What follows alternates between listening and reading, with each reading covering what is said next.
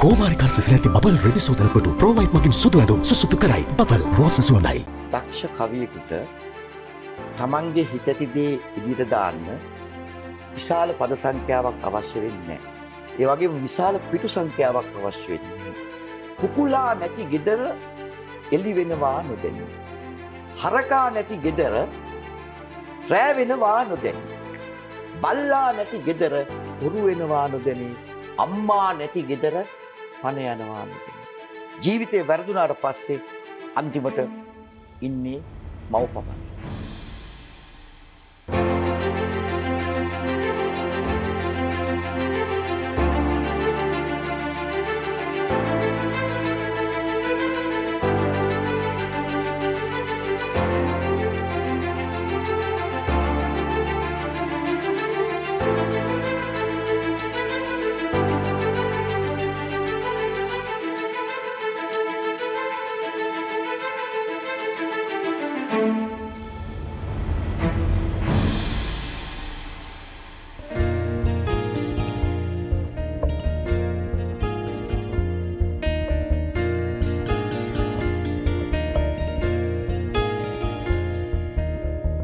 වත උයලා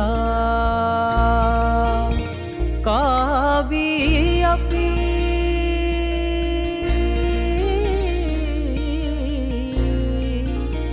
සිත අයුර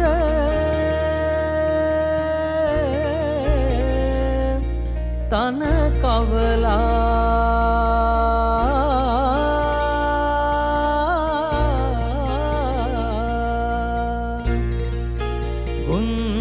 දෙන්නට දී වතුර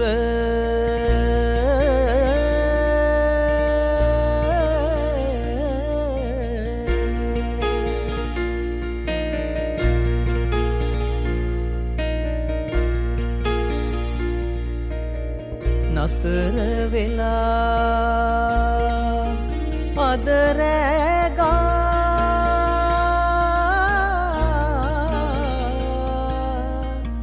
ලෙහි වැතිර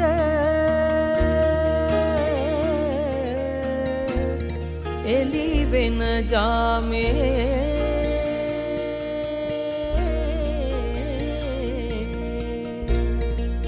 පිටවී යමු හිත මිතුර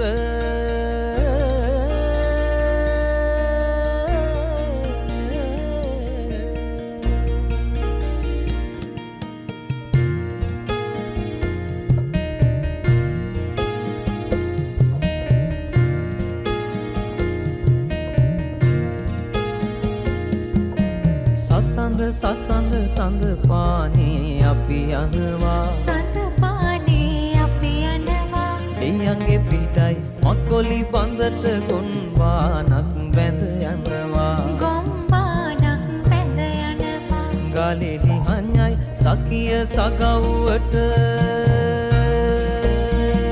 රෝදය කැරකෙනවා දත් කැකුලට නාරම් මලලා තැවෙනවා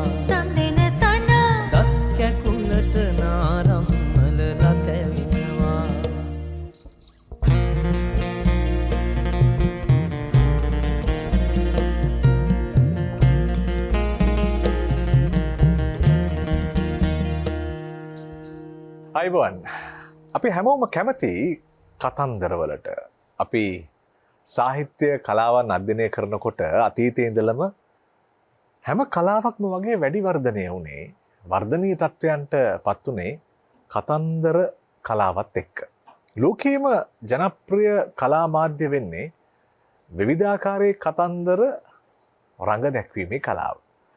මෑත කාලිනව චිත්‍රපට කලාවේ තිබුණු දෘශ්‍ය රූපයත් ගුවන් විදුලි කලාවට මූලික ප්‍රකාශන මාධ්‍ය වුණු ශ්‍රව්‍ය රීතියත් ඒ වගේම වේදිකාවේ මූලික ප්‍රකාශනය බවට පත්වෙච්ච වේදිකා රංග රටාවත් එක්ක මේ තුන් කොටසම එකතු වෙලා හැදුනා නිවසට තිරයට ගැලපෙන ටෙලිනාට්‍ය. මේ ටෙලිනාට්‍ය කලා ධාරාවත් එක්ක සම්බන්ධිත ප්‍රමුඛව සම්බන්ධිත කලාකරුවෙක් එක්ක ප්‍රවීණ අධ්‍යක්ෂවරයෙක් එක්ක අපි බලාපොරොත්තු වෙනවා අද කවි 10ක් තෝරන්න.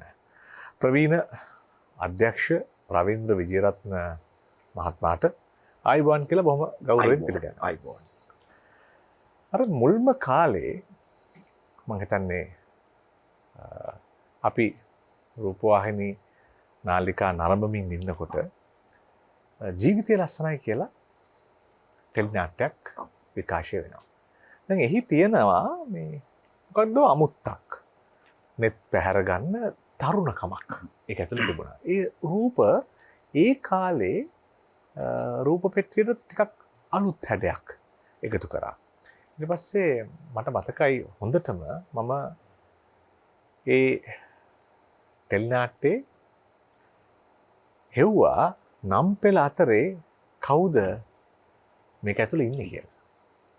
ඒ හිටපු එදා දැකපු නමේ ඉඳලා අදටත් ඒ නම දැක්ක ගමන් මතක් වෙන්නේ අපි වගේ ජීවිතය ලස්සනයි වගේ ලංකාවේ මේ ටෙලි නිර්මාණ කලාවට තුරුණු හැඩය එකතු කරපු නිර්මාණකරුවෙක්. ඉතින් මම කැමති එතනින් ටිකක් ආපස්සට ගමන් කරන්න. කොහොමද ඔබට මේ කලාව හුරු වෙන්නේ? සාහිත්‍ය හුරු වෙන්නේ? ඒ වගේම මේ කලාවට සෙසු ධාරාවන් අයින් කළා මේ පැත්තට හිත ඇදෙන්නේ කොහොමද කියන කාරණාව මම කැමතියි හිතන්න. වජිර ඇත්තටම මේ ඒකට ප්‍රධාන හේතුව මගේ ගම සහ මගේ ගෙදර ආවාසය. මම ඉපදුනේ කළුතර දිස්ත්‍රික්කයේ බුලත් සිංහල ආසනයේ නාහල්ල කියන ගම්පියසේ ගී කියන කන්ද කියන සුන්දර කඳු වැටියෙන් වට වෙලා තියෙන එදා වගේම අදත් තාමි සුන්දරත්වය නැතිවිලා නැති ගම්මානයක්. ඉතින් අපි පුංචි කාලේ ගමේ පොදු හැම අවස්ථාවකම කලාවේ යම්කිසි දෙයක් පැවැත්වෙනවමයි. මගුල් ගෙයක් වුණොත් මගුල් ගෙදර දැන් වගේ ඔය පිට හෝටල් වල නෙවෙයි ගන්නේ.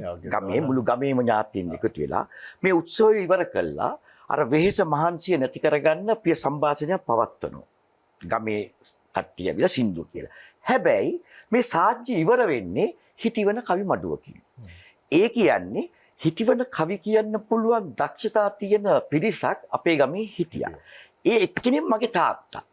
ඒ වගේම තාත්තට සහෝදරයෝ දෙන්නෙක් හිටියා. ඒගොල්ලෝ වදිට මේ ග්‍රාමීය මට්ටමේ ප්‍රාදේශීය මට්ටමේ කවියෝ. දැන් මගේ තාත්තව හඳුන්වන්නේ නාහල්ලේ ඩයිරියස් විජේරත්න. මහප්පා නාහල්ලේ විල්සන් පී විජේරත්න. අනිත් මහප්පා ඩැනියෙල් විජේරත්න.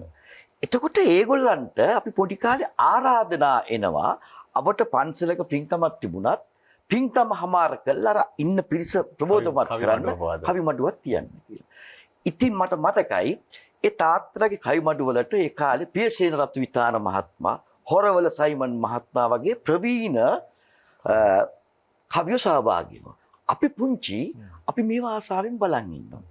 එතකොට අපිටත් මේ කවියට කලාවට නිතින්ම හිත ගියා. ඒ වගේම වචිර සිංහල අලුත් අවුරුදු උත්සවය පැවැත්වෙලා අවුරුදු කුමාරයා තෝරලා ඉවරුණාට පස්සේ ත්‍යාග ප්‍රදානය ඉවරත් කරලා ඒකත් ඉවර කරන්නේ කවි මඩුවකින්. ඒ ආభాසය අපේ තාත්තලාගෙන් පස්සේ අපිත් අවුරුදු ගණනාවක් කරගෙන ගියා. අපේ પરම්පරාවේ අයත් අපේ ගමේ කවි කියන්න පුළුවන්. මොකද අර ගමේ හිටිය අනිත් කවියන්ගේ ප්‍රාදේශීය මට්ටමේ කවියන්ගේ දුල පුත්තු. ඒ වගේම දැන් හැන්දෑවට හවස 5ට 6ට විතර අර උදේ වැඩට යන ගමේ පිරිස දවසේ වැඩ රාජකාරී ඉවර කළා. වෙහෙස නිවෙන්නේ ඒගොල්ලෝ මදුවිත පානය කරනවා. මදුවිත පානය කළා ඒගොල්ලන්ගේ ගෙවස් වලට යන්නේ ලස්සන සීපදයක් කවියක් කියාගෙන. ඇත්තටම ඒ කවි අද අහන්නත් නැහැ. අර තුන්සරණේ කවි. වචිර මම පොඩි උදාහරණයක් කියන්නම්. ඒ අපේ ගමේ පුද්ගලයෙක් හිටියා. උදේට අපේ ගේ ළඟින් යනකොට මූණක්ක බලන්නේ නැහැ. හැබැයි හවසට වැඩ ඇරිලා යන්නේ එයා හන්දියේ ඉඳලා කවි කියනකොට ඊට කිලෝමීටරයක් විතර ඈතට ඇහෙනවා. ඒ හඬ පුදුම හඬක්. මම හිතන්නේ මේ ශබ්ද විකාශන යන්ත්‍රයකින්වත් අද කාලේ කෙනෙකුට කියන්න කිව්වොත් ඒ තරම් ඒ හඬේ තීව්‍රතාවය වැඩි. ඔහු අපේ ගේ ළඟින් යනකොට ඔහුට ඕන මේ අපිව පොඩ්ඩක් උසි ගන්නන්න. අපි පේන්නේ නැත්නම් කොහොමද මේගොල්ලෝ පේන්නේ නැහනේ. කවියක්වත් කියන්න විදියක් නැහනේ. එයා ආවේනික කවියක් තියෙනවා. ඒ කවිය එයා පොඩි අමුතු රංගනයකට යෙදිලා වංග පුංග සංග මෙගෝ. දැන් මේක මම යාගෙන් ඉල්ලනවා මාමේ අරක පොඩ්ඩක් කියලා නටන්නකෝ. හා පුතේ වංග පුංග සංග මෙගෝ කියලා එයා අමුතු නැටිවක් නටනවා. මම පසු කාලීනව කල්පනා කරනවා මොකද්ද මේ පුද්ගලයා මේ වංග පුංග සංග මෙගෝ කියලා කියන කවිය කියලා. වජිර ඔහු කියපු කවිය තමයි වන් පුන් සඳ මෙනි වත බබලාදු රන්වන් ගෝමර පෙතිලම දේතු රන්වන් දෑලේ වලලු දමාදු මම කවි කීවට තෑගි ලැබේදු. ඒක අර ඔහුට මේ වචන මතක තියාගන්න ඔහු හදාගත්තු ශිල්පී උපක්‍රමය තමයි අර වචන භාවිතය අපිට හෙන්නේ වෙනත් විදියකට. ඉතින් ඒ වගේම මම ඔබට කිව්වා වගේ දැන් අපේ ගමේ වරක් දේශපාලඥ ගාමිණී දිසානායක මහත්මයා මිය යන්න කලින් රැස්වීමකට ආවා. ඔහුට කතා පවත්වන්න ආරාධනා කරේ කවියෙක්. කන්ද උඩ රටේ සීතල සලුව බිඳ නුවර එළිය මස්කෙලියෙන් වරම් ලද මට ඉවසුමක් නැත ඔබගේ අගය ලද ගාමිණී දිසානායක රත්තරන් කඳ. ගාමිණී දිසානායක මහත්තයාත් අප්පුඩියක් ගහලා තමයි ආවේ. ඒ වගේ 1956 බණ්ඩාරනායක මහත්මයා අපේ ගමට ඇවිල්ලා තියෙනවා. මගේ මහප්පා කවියෙන් තමයි පිළි අරගෙන තියෙන්නේ. මට ඒ කවිය මම හෙව්වා. මට ඒක හොයාගන්න බැරුව නමුත් පද දෙකක් මතකයි. ඔබේ කට හඬ මගේ කම්පෙති වැළඳ ගනි. ඉඳ හිත රිදී රුපියල් සත වහිනමිනි. මම ඒ කවිය අපේ ගමේ ඉන්න වයසක අයගෙන් ඇහුවා මහප්පා එදා බණ්ඩාරනායක මහත්තයාව පිළිගන්න කිව්වා කවිය මතකද කියලා. හැබැයි ඒක හොයාගන්න බැරි වුණා. ඉතින් ඔය ඔස්සේ අපි නිකම්ම කලාවට යමු වුණා. මම පුංචි කාලේ වෙටරි නාට්‍ය ශ්‍රේෂ්ඨයට එමි බලාපොරොත්තුවක් තිබුණේ නැහැ. තිබුණේ පුංචි රංගන ශිල්පියෙක් වෙන්න. ඉතින් ඊට පස්සේ ඔය ආසාව තුල ඉස්කෝලේ නාට්‍ය කරලා ඒ වගේ කටයුතු කරලා කවිත් ලිව්වා. කළා පාසලෙන් අයින් වෙනවත් එක්කම තමයි වෙටරි නාට්‍ය ශ්‍රේෂ්ඨයට යමු වුණේ. ඔව් කවිත් ලිව්වා ගීතත් ලිව්වා නේද? ගීතත් ලිව්වා. කොහොම හරි අපි හැරෙමු කවි 10 පැත්තට. අපිට කිසිවක් ආස්වාදනය කළ යුතු වන්නේ නම් එය හැම මොහොතකම විවේක සුවයෙන් කළ යුතු වෙනවා කියලා රවීන්ද්‍රනාත් tagore මහත්තයා කියපු කතාවක් ජීවන මధుරාව කෘතියට මට මතක් වුණා. අර හවසට මේ වැඩ ඇරිලා යන අය කියන කවි කතා ඇහුවාම දැන් එතකොට විවේක සුවයෙන් කවි කියපු මිනිස්සු හිටපු ගමක කොයි තරම්නම් කවි රස මැවෙන්නට ඇද්ද? අපි යමු පළවෙනි කවියට. ඔව් වජිර මේ මගේ පළවෙනි කවිය මම තෝරාගත්තේ නිතර අහන්න දකින්න නොලැබෙන කවියක්. ඇත්තටම මේ කවිය මේ මෑතකදී මම පත්‍රයක දැක්ක මේ පරේක්ෂණ මට්ටමේ තියෙන කවියක් කියලා. මේ කවිය මම තෝරාගන්න විශේෂත්වය උනේ මේ කවියේ පළවෙනි පදය පළවෙනි වචනය කවියේ අවසාන පදයට යොදන්නත් පුළුවන්. ඊට පස්සේ මේ කවියේ මැද පදවලින් වචන වලින් කවිය ආරම්භ කරන්නත් පුළුවන්.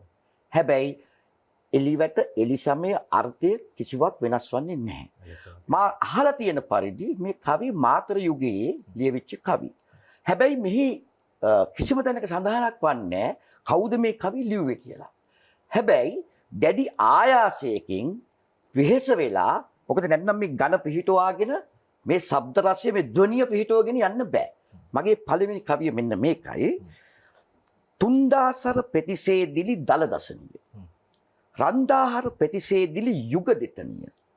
නන්දාසුර ලියසේදිලි මෙම තරුණිය කැන්දාහර යනසේ යලි මට සිතුනිය.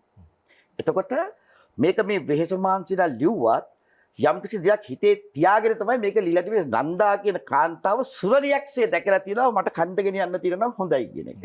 එතකොට වජිර දැන් තුන්දාසර ප්‍රතිසේදිලි දලදශනිය කියන වචනේ පළවෙනි තුන්දා කියන වචනය මම දානවා කවියේ අවසන් පදයට. එතකොට කවිය පටන් ගන්නේ සරපෙතිසේ දිලි දල දස නිය තුන්දා. හරපෙතිසේ දිලි යුග දෙත නිය රන්දා. සුරලියසේ දිලි මෙම තරු නිය නන්දා. හර යනසේ යලි මට සිතු නිය කැන්දා. ඒත් කිසිම වෙනසක් නැහැ. ඊළඟට පටන් ගන්නවා මෙන්න මෙහෙම. දිලි දල දසනිය තුන්දා සරපෙතිසේ. දිලි යුග දෙතනිය රන්දා හරපෙතිසේ. දිලි මෙම තරුණිය නන්දා සුරලියසේ යලි මට සිතුනිය කැන්දා හර යනසේ. හැබැයි වජිර මේ කවි ගැන මම කවිය ගැන පර්යේෂණ කරන අපේ මිතුරන් හම්බුණා. මම මේ ගැන කියනවා. අහම්බෙන් අපේ අන්දරේගේ කවි ගැන පොඩ්ඩක් පොතක් කියවද්දි මේ කවි මොඩල් එකේ කවි කීපයක් මට හම්බ වුණා. එතකොට මේක අපි කියමු කවි ගැන හොයන අයට මේ අන්දරේ අපි හිතන්නේ මේ අන්දරේ ක්ෂණිකව කවි කියනවා කියන්නේ. හැබැයි අන්දරේගේ මේ තනමැනීම කියන කතන්දරේ රජ්ජුරුවෝ අනගන්නවා අන්දරේ ගිහිල්ලා කුඹුර තන පරීක්ෂා කරන්න එන්න කියලා. අන්දරේ කුඹුරට ගිහිල්ලා කුඹුරා ඉන්න කාන්තාවන්ගේ කොටු කැලලක් කරන් දෙතන පරීක්ෂා කරනවා. එතකොට ඒ පරීක්ෂා කළා අන්දරේ කියනවා කවියක්. කකුලුවනේ අඬලන්නේ එලි වෙන්න. මකුලුවනේ දැලලන්නේ මස් කන්න. බඹරිඳුනේ රොන් ගන්නේ පැණි බොන්න. කැකුළු තනේ අල්ලන්නේ පොඩි වෙන්න. මේක සමාර්ථ මේ කැකුළු තනේ කිව්වම අපිට මේ තුන එහෙමත් අදහසක් ගන්න පුළුවන්. නැත්නම් කාන්තාවන්ගේ පියවර වෙන්නත් පුළුවන්. එතකොට අපිට මේ කවිය අර අනිත් ආකාරයට ගායනා කරනවා නම් අඬලන්නේ එලිවෙන්න කකුලුවනේ දැලලන්නේ මස් කන්න මකුලුවනේ රොන් ගන්නේ පැණි බොන්නයි බඹරිඳුනේ අල්ලන්නේ පොඩි වෙන්නට කැකුළු තනේ. ඒක තව ආකාරයකට ගායනා කරන්න පුළුවන්.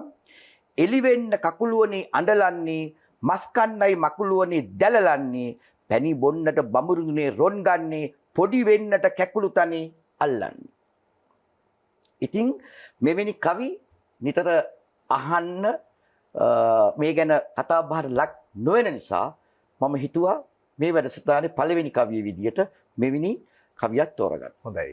ඩේවිඩ් ඔගිල්වි කියන ලෝක ප්‍රකට නිර්මාණකරුවා කියනවලු හොඳම අදහස් පැමිණෙන්නේ විහිළු ස්වරූපේනි කියලා.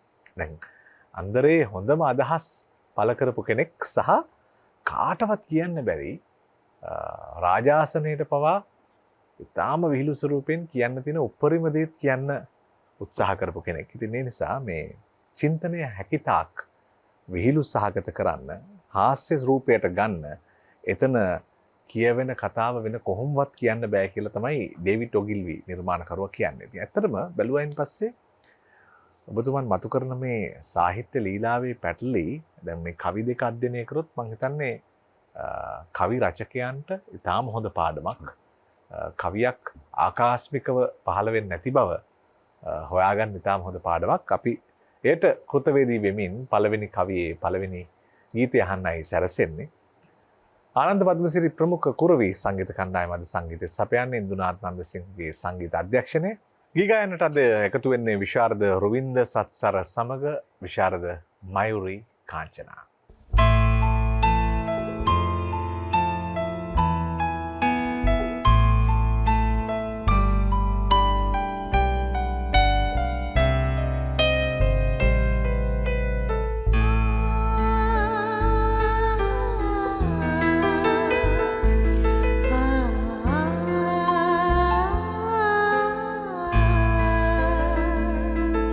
හිකි ගසා හඬන අතීතයක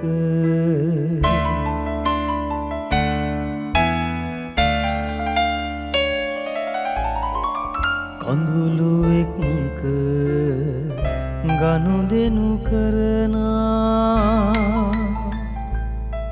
මට මගේ නොවන මගේම ආදරයක් තිබුණා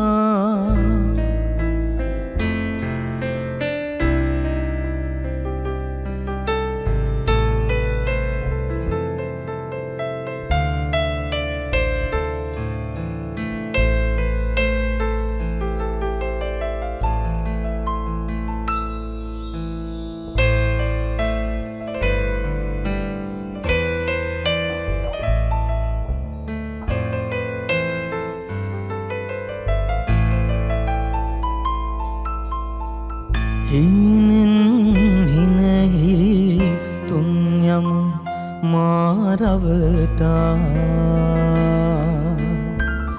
මැදියම් මහාරෑ අදටත් හිත ඉගිලෙනවා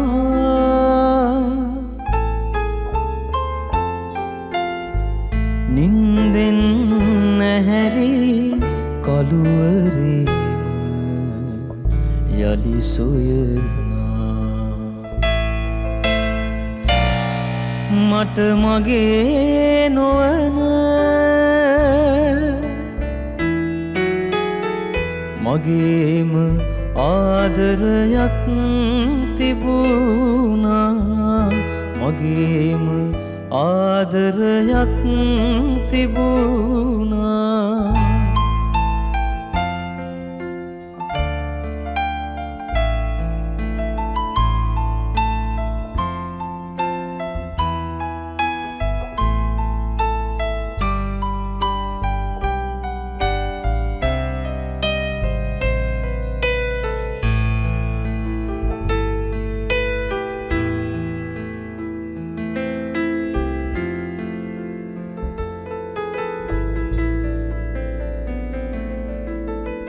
රිදුමක් වාගේ කිසිදා සුව නොවේනා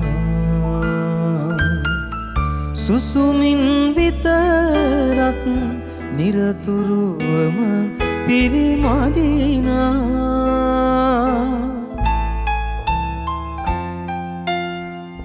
උහුලනු බැරි තැන උණු කඳුළුම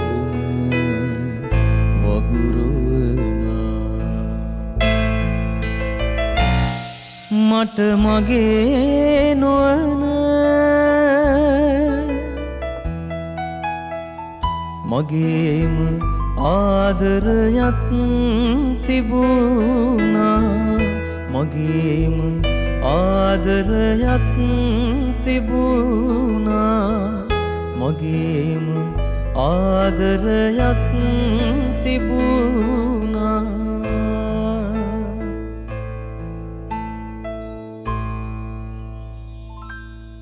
ජීවිතය අපට උගන්වන්නේ කුමක්ද අපි ජීවිතයෙන් ඉගෙන ගන්නේ කුමක්ද මේ ප්‍රශ්න දෙකක් වගේ පෙනුනට මේ ප්‍රශ්න දෙකේම ඉන්නේ අපි.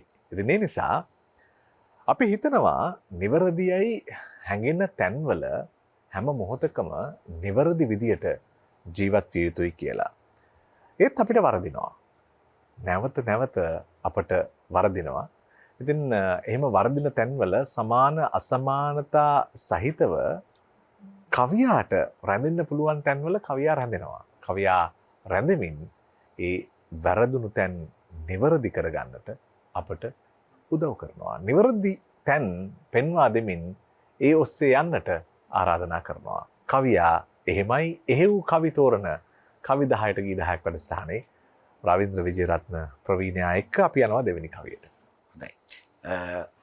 මම මගේ දෙවෙනි කවි විදිහට තෝරාගත්තේ මහින්ද ප්‍රසාද් මස්සිඹුලයන්ගේ හිරුත් හිම පියල්ල කවි පොතේ සමනල තටු ගැලවුණු පසු කියන කවිය. විශේෂයෙන් මේ මොහොතේදී මේ මගේ හිත මිත්‍ර මහින්ද ගැන වචනයක් කියන්න ඕන වචන. ඇත්තටම මේ වර්තමාන මේ නිසතස් කාව්‍ය තරුණ තරුණියන් අතර ප්‍රචලිත මාධ්‍යයක් බවට පත් කරන්න මහින්ද ප්‍රසාද් මස්සිඹුල කරපු සේවය ඉතාමත් අගී. මොකද ඔහුගේ කවි පොත් හරහා තවත් බොහෝ නවක කවියෝ කවි ලියන්න පෙළඹුණා. ඒවා කියවන්න රස විඳින්න අපේ තරුණ පරම්පරාව එකතු වුණා.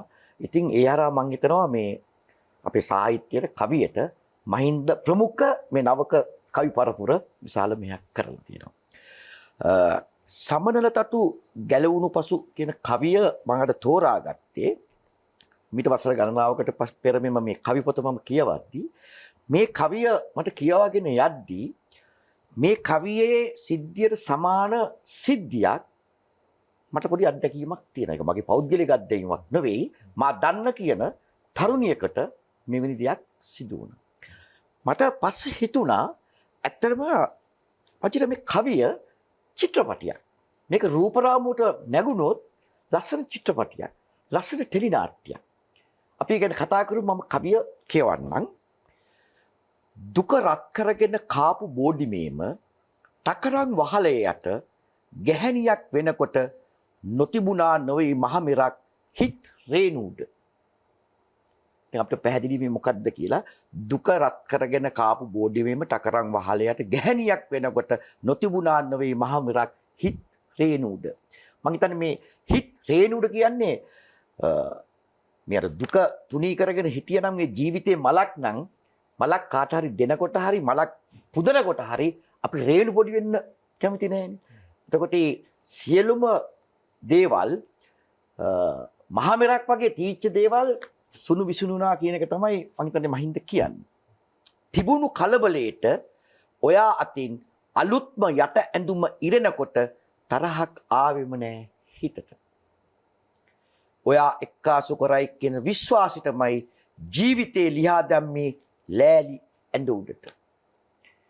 ඔයා එක්කාසු කරයි කියන්නේ මේ දෙදෙනා මං හිතන්නේ මේ සිදුවීම වෙන්න ඉස්සෙල්ලා මේගොල්ලෝ කොයිතරම් මාතෘකාව ඔස්සේ සාකච්ඡා කරන්න ඇද්ද? ජීවිතය ගැන ප්ලෑන් කරන්නේ නැති, දරුමල්ලන් ගැන ප්ලෑන් කරන්නේ නැති, දෙන්න එකට ලස්සන ජීවිතයක් ගත කරන්න ප්ලෑන්. ඒක නිසා තමයි මං කියන්නේ ජීවිතේ ලියා දැම්මේ ලෑලි ඇඳ උඩ. මොකද ඊට වඩා දෙයක් නැහැනේ. ජීවිතයේ සීරුවට ගොතාපු ඉන්දිකටු තුඩම නපුරු වුණා මට. ලේ පැල්ලම් ඉස රස්සාවට ගෙදර ගිහින් අන්තිමට බලාගත් අත බලාගෙන ඉන්නකොට අම්මා කරබාගෙන හිටියට රෑ හූල්ලන හඬක් ඇහුණා. මං හිතන්නේ මේ ගොතාපු ඉන්දිකටුව ලේ කියනකොට ව්‍යංගාර්ථයෙන් අපිට දනවනවා මේ තරුණිය කරන්නේ නැත්තේ මෙන්න මේ වගේ රැකියාවක් කියන එක. ගහ බැන්නේ නෑ මට මගෙනුත් දවසක් හරි කාපු ගුණේට. මාතෘත්වය ගැන පුදුමාකාර හැඟීමක් වගේ දැනෙනව නේද? දැන් මෙතරම් දෙයක් සිදු වෙලත් මේ තරුණිය නිවසට ආවට පස්සේ ගහ බැන්නේ නෑ මට මගෙනුත් දවසක් හරි කාපු ගුණේට. පුදුමයි තාමත් හිතට මංගෑනියෙක් වුණාට ඔයා පිරිමියෙක් නෝන එක ගැන. වචන මං හිතනවා මේ කවියේ තියෙන කිව්ම පොයින්ට් එක වෙන්න මෙතන. කාන්තාවක් තමන්ගේ සියලු දේවල් පරිත්‍යාග කරනම අපි කියනවානේ යා දැන් ගැහණියක්. හැබැයි මම ගැහණියෙක් වුණාට උඹ පිරිමියෙක් නෝ. ඒ කියන්නේ මං හිතන්නේ මේ ඔබ මහා වාචාලේ සල්ලාලේ ඔබ මාව අතහැරලා දැම්මා. ඔබ පිරිමිකමට නිගාවක් කියන එක තමයි මේ මෙතන කියන්නේ. පතා හිටි දොරවල් අගුල් එක දෙක වැහෙනකොට කැබුණු දුප්පත්ම දොර ඇරියට පිං අම්මේ උඹට. එයා හිතාගෙන ඉන්නේ නැතිනේ මහා මන්දිරවල දොරවල් ඇරෙයි කියන. නමුත් මේ සිද්ධියෙන් පස්සේ ඥාතීන් පවා දොරවල් වහන්නේ නැති. හැබැයි පිං අම්මේ ඔබ කැඩිච්ච දොර මට ඇරියට. ඇඳුම් ඉරණ අය කොපමණ නම් හිටියට ඉරිනු ඇඳුම් හරි ගස්සල දෙන්න හිටියේ මට නුඹ විතරයි අම්මේ අන්තිමට. ජීවිතේ බලාපොරොත්තු තියාගෙන පෙම්වතෙක් සමග සම්බන්ධතාව පවත්වලා ජීවිතේ වැරදුනාට පස්සේ අන්තිමට ඉන්නේ මව පමණයි. වචිර මට චූටිද අවකාශයක් ලබා දෙන්න. මා දන්න කියන ගැහැණු ළමේ ගමෙන් නගරයට ආවා ඇඟලුම් කර්මාන්තක රස්සාවට. එයා රස්සාවට එද්දී අල්ලපු ගෙදරින් ණයට ඉල්ල ගත්තා හෑන්ඩ් බෑග් එකක් ගන්න, කුඩයක් ගන්න රුපියල් 750. පළවෙනි පඩියෙන් මේ රුපියල් 750 බේරලා ගත්ත සෙරප්පු දෙකක්. අම්මා බැංකුවට එක්කගෙන ගිහිල්ලා රුපියල් 1000ක account එකක් ආරම්භ කළා. මාස 3-4ක් යද්දී මේ ළමයා ඔරලෝසුවක් පළඳින්න ගත්තා. ටික දවසක් යද්දී චේන් පොටක් කරට ආවා. මම ගමට යන අවස්ථාවවලදී මෙයාව නිවාඩු දවසට මට හම්බ වෙනවා. හම්බුණාම මේ වෙනසට මමත් හරි කැමති, ආසයි, දියුණුවක්. ටික කාලයක් යද්දී අපේ ගෙදර අම්මගේ ඇඳ යට පෙට්ටි වගේක් තියෙනවා. මම මොනවද? මේ අහවලා දැන් ටික ටික බඩු ගන්නවා. මේ යාගේ දෑවැද්ද එකතු කරනවා. අවන් එකක්, අයන් එකක්, ඒ පඩියට ගෙවන්න. මොකද මේ පඩි දවසට එනවා මේ කර්මාන්තශාලා වලට ආයතන වලින් ඒගොල්ලෝ ගෙවීමේ පහසුකම් වලට ගන්නවා. මේ ගෙදර බඩු තියන්න බෑ. තාත්තා බීලවිල මේව කුඩු කරනවා. ඒක නිසා ආරක්ෂාවට මේ ගෙදර තීර තියෙනවා. දැන් එයා ප්ලෑන් කරනවා ජීවිතේ ඉදිරි යන්න. ටික දවසක් යද්දී අපේ අම්මා කියනවා අර මනමාලෙක් හොයාගෙන දවස් දෙකක් ඇවිල්ලා ගියා. කොල්ල නම් හොඳ වගේ. මාත් කෝ ඉතින් දැන් එහෙම වෙන්න ඕනේනේ. ටික දවසක් ගියාට පස්සේ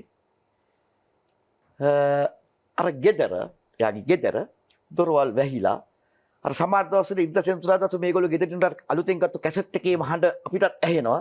ඒව මුකුත් නැහැ. මලානික ස්වරූපයක් ඒ පැත්තෙන් තියද්දි මං අපේ අම්මා ගිහුව මොකද දැන් මොනව කරන්නද කරුමේ කියන්නේ අර කොල්ලෙක් එක්ක යාළුවා හිටියන්නේ ඌ මේ කෙල්ලගේ සල්ලි ඔක්කොමත් අරගෙන අමාරුවේ දාලා පැනලා ගිහිල්ලා ඔන්න දැන් ගෙදෙට්ට වෙලා ඉන්නවා රස්සාවට යන්නෙත් නැහැ අම්මා කන්න බොන්න දෙනවා ඒ සිද්ධිය මගේ මතකයේ තිබුණා මම ඕක අපේ පිටපත් රචකයින්ට කතාව කියලා තිනවා අපි මේ වගේ පොයින්ට් එකක් ගම්මු ගමකින් නගරයට ඇවිල්ලා මෙහෙම කියලා. මස්සිමුලගේ මේ කවිය කියවද්දි නිතින්ම මට ඒ සිද්ධිය මතක් වෙනවා. ඒ වගේම දරුවෝ මහමග දාලා යන අම්මලා ඉන්න රටක හැබැයි තවමත් මාතෘත්වයෙන් හෙබි තමන්ගේ දරුවට දියණියට පුතාට මොන දේ වුණත් මහමෙරක් වගේ රැකගන්න අම්මලා ඉන්නවා. ඒ අම්මා කියලා තියෙන්නේ ඔබ ළමයාව වදපන්.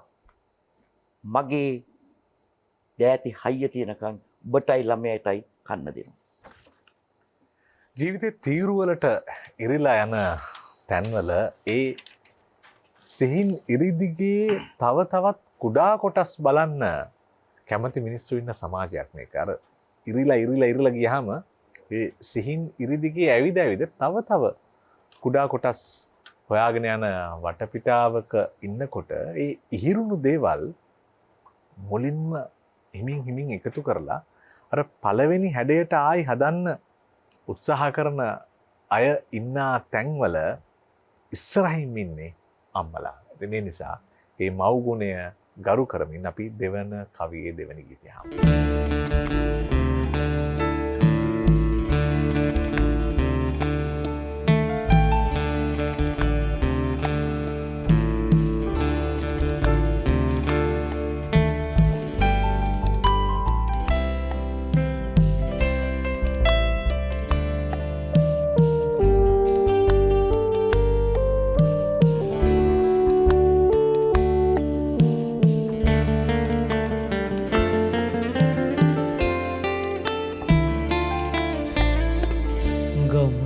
කලින් හිරු මුළු තැන්ගෙට වඩනා ඒ හිරු වෙලේ නන මල් පොඩි පිපුණා ඒ මල් සුවඳේ අද ලෝතුරු සුව විඳිනා කලාවැවේ දියවර අපේ අම්මා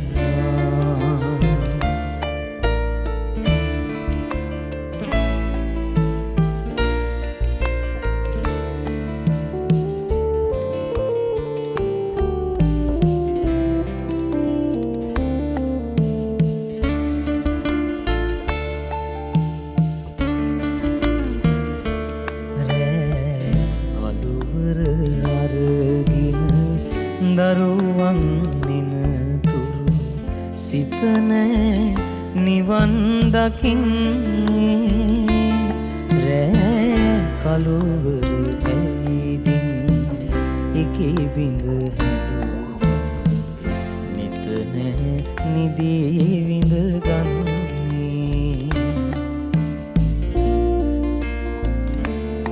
හෙට අරුණට සැරසෙන තව දවසක් ගැන නින්දේ සිහින දකින්නේ මහමායාවෙනි කවදාදෝ ඔය හිත දරුසිනි හසින් මිදින්නේ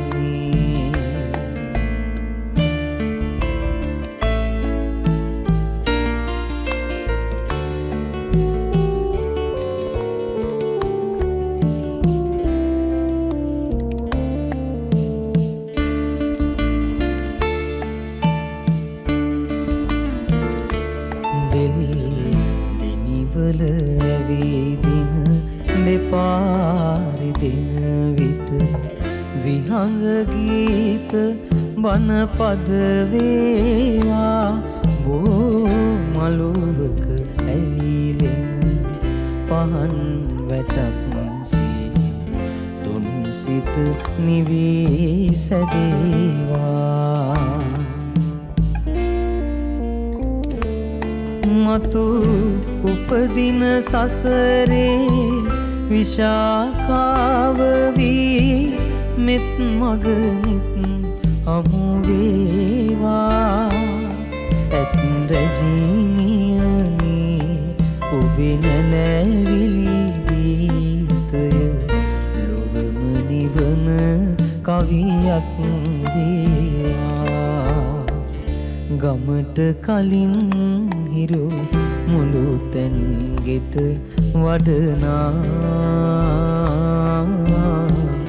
ඒ හිරු වෙලේ නැන මල් පොඩි පිපුණා ඒ මල් සුවඳේ අද ලොතුරු සුව විඳිනා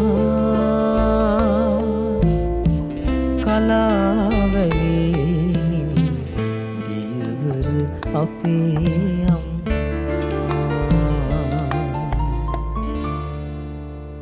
කවිගී කලාවේ සෞන්දර්ය මැවෙන තැන්වල හැම සාර සභාවකම රැඳෙන ඩාලි බට්ලර් සමාගම මවුද ඇතට සෙනෙහසෙන් තිලන කරන බබල් සේදුම් කුඩු සමගයි අදත් කවිදාය.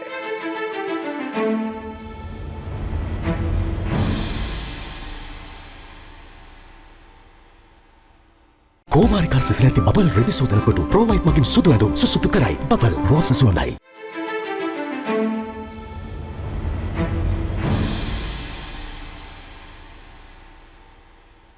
අද කවිදාහයට ගීදාහයක් වැඩසටහනේ අපි කවි තෝරමින් ඉන්නේ රවින්ද්‍ර විජේරත්න අධ්‍යක්ෂවරයා සමග. සාහිත්‍යකරුවන්ගේ ජීවිතය හරිම ගවේෂණශීලී එකක්, ඒ වගේම නිර්මාණශීලී එකක්. ඉතින් සාහිත්‍යකරුවා නිරන්තරයෙන්ම කරන්නේ ඔහු ඇවිදිමින් අපිවත් ඇවිද්දන එක. ඉතින් ඒ නිසා ඒ යන්නේන ගමනේදී ඔහුට හමුවන විවිධ චරිත අපට මුණගස්වන එක. අපි යනවා කවිචාරිකාවක, එය සාහිත්‍ය චාරිකාවක්, ඒ වගේම අතීත පරිශ්‍රණයක් බවටත් පත් කරගන්න අපිට ඕන යන්න පුළුවන්.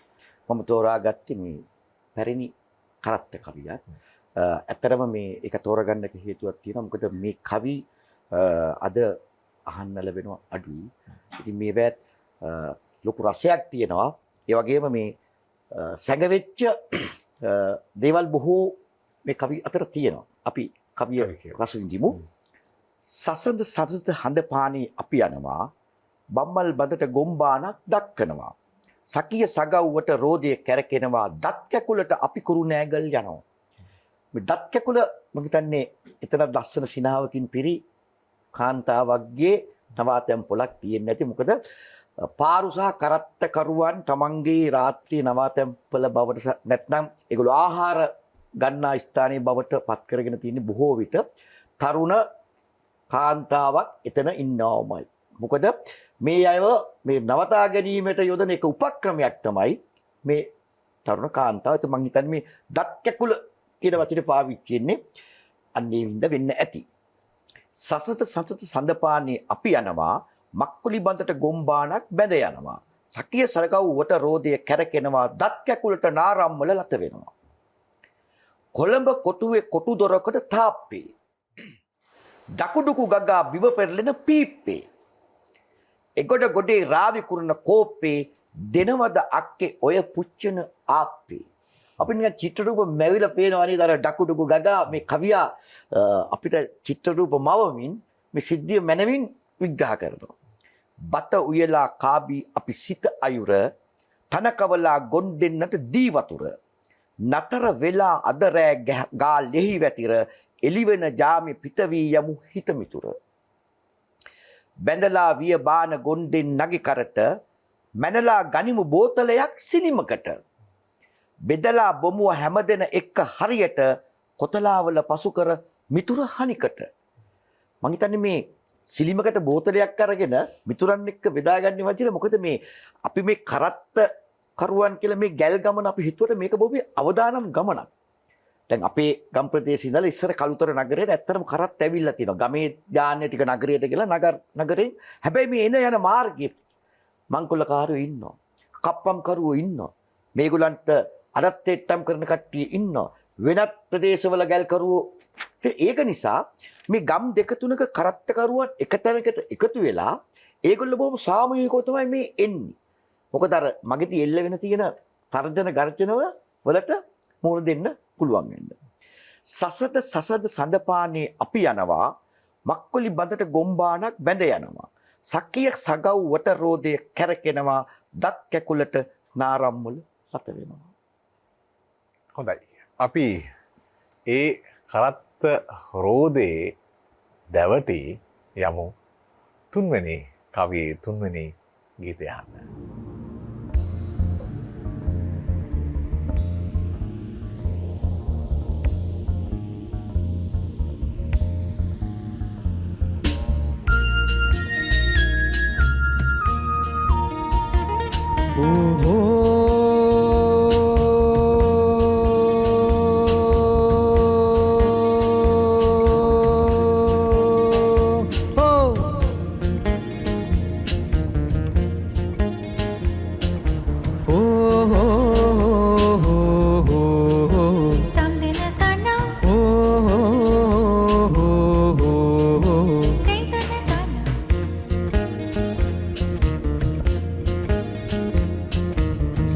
සසඳ දිය පල්ලේ තිබේ යල දිය පල්ලේ තිබේ යල දෙයන්ගේ පිටයි සසඳ දිය මතු පිට තිබේ කොළ දිය මතු පිට තිබේ කොළ ගලෙලි හඤ්ඤයි වැසට පිණි බබා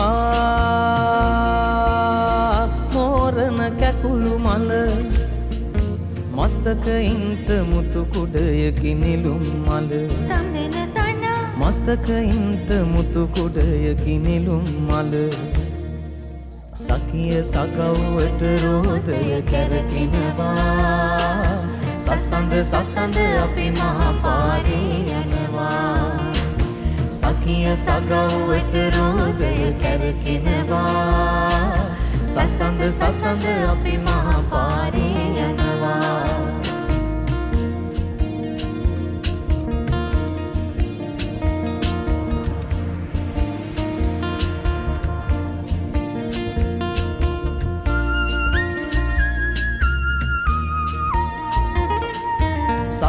සසඳ පානේ අපි යනවා සඳ පානේ අපි යනවා දෙයන්ගේ පිටයි මක්කොලි බඳට ගොන්බානක් බැඳ යනවා ගොන් පානක් බැඳ යනවා ගලෙලි හඤ්ඤයි සකිය සගව්වට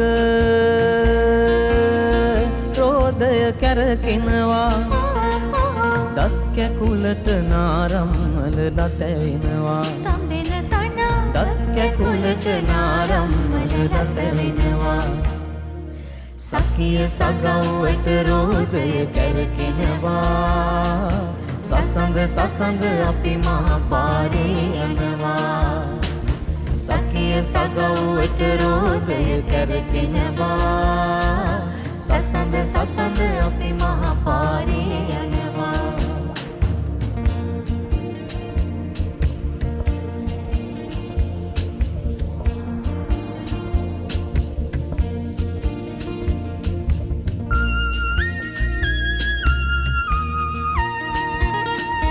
සසඳ පුබයන සාවුන්ට සඳ පොබයන සවුන්ට දෙයන්ගේ පිටයි මක්කොලි බඳට දුටු විගසට ගිරවුන්ට දුටු එකසට ගිරවුන්ට ගලෙලි හඤ්ඤයි පදින සැරේ රුන්ගෙන යන බඹරුන්ට වරටි කිරෝ සත් සමුදුර පීරන්ත තම් දෙන තන වරටි කිරෝ සත් සමුදුර පීරන්ත සකිය සගව්වට රෝදය කැරකෙනවා සසඳ අපි මහපාරේ යනවා සකිය සගව්වට රෝදය කැරකෙනවා සසඳ සසඳ අපි මහා පාරේ යනවා සකිය සගව්වට රෝදය කැරකෙනවා සසඳ සසඳ අපි මහා පාරේ යනවා සකිය සගව්වට රෝදය කැරකෙනවා සසඳ සසඳ අපි මහා සකිය සගව්වට රෝදය කැරකෙනවා සසඳ සසඳ අපි මහා පාරේ යනවා සකිය සගව්වට රෝදය කැරකෙනවා සසඳ සසඳ අපි මහා පාරේ යනවා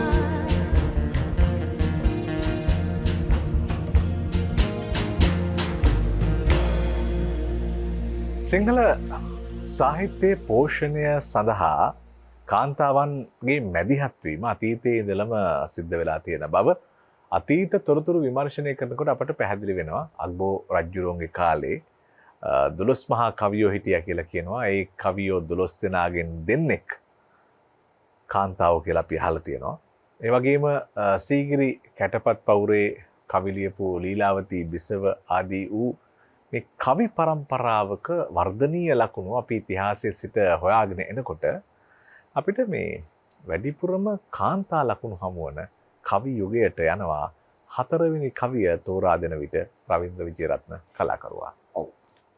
ඇත්තටම වජිර දැන් අපිට මේ පැරණි කිවිඳියෝ ගැන කතා කරද්දී ගජමන්නෝන ගැන කවි ලියලා තියෙනවා. ඒතොර අලපාත මුදලේ ඒ කතන්දර ඒ පුරාවෘත්තිය ගැන කවි ලියලා තියෙනවා, චිත්‍රපටය කළා තියෙනවා, ටෙලි නාට්‍ය කළා තියෙනවා. ඒක ඉතාමත් ප්‍රචලිතයි.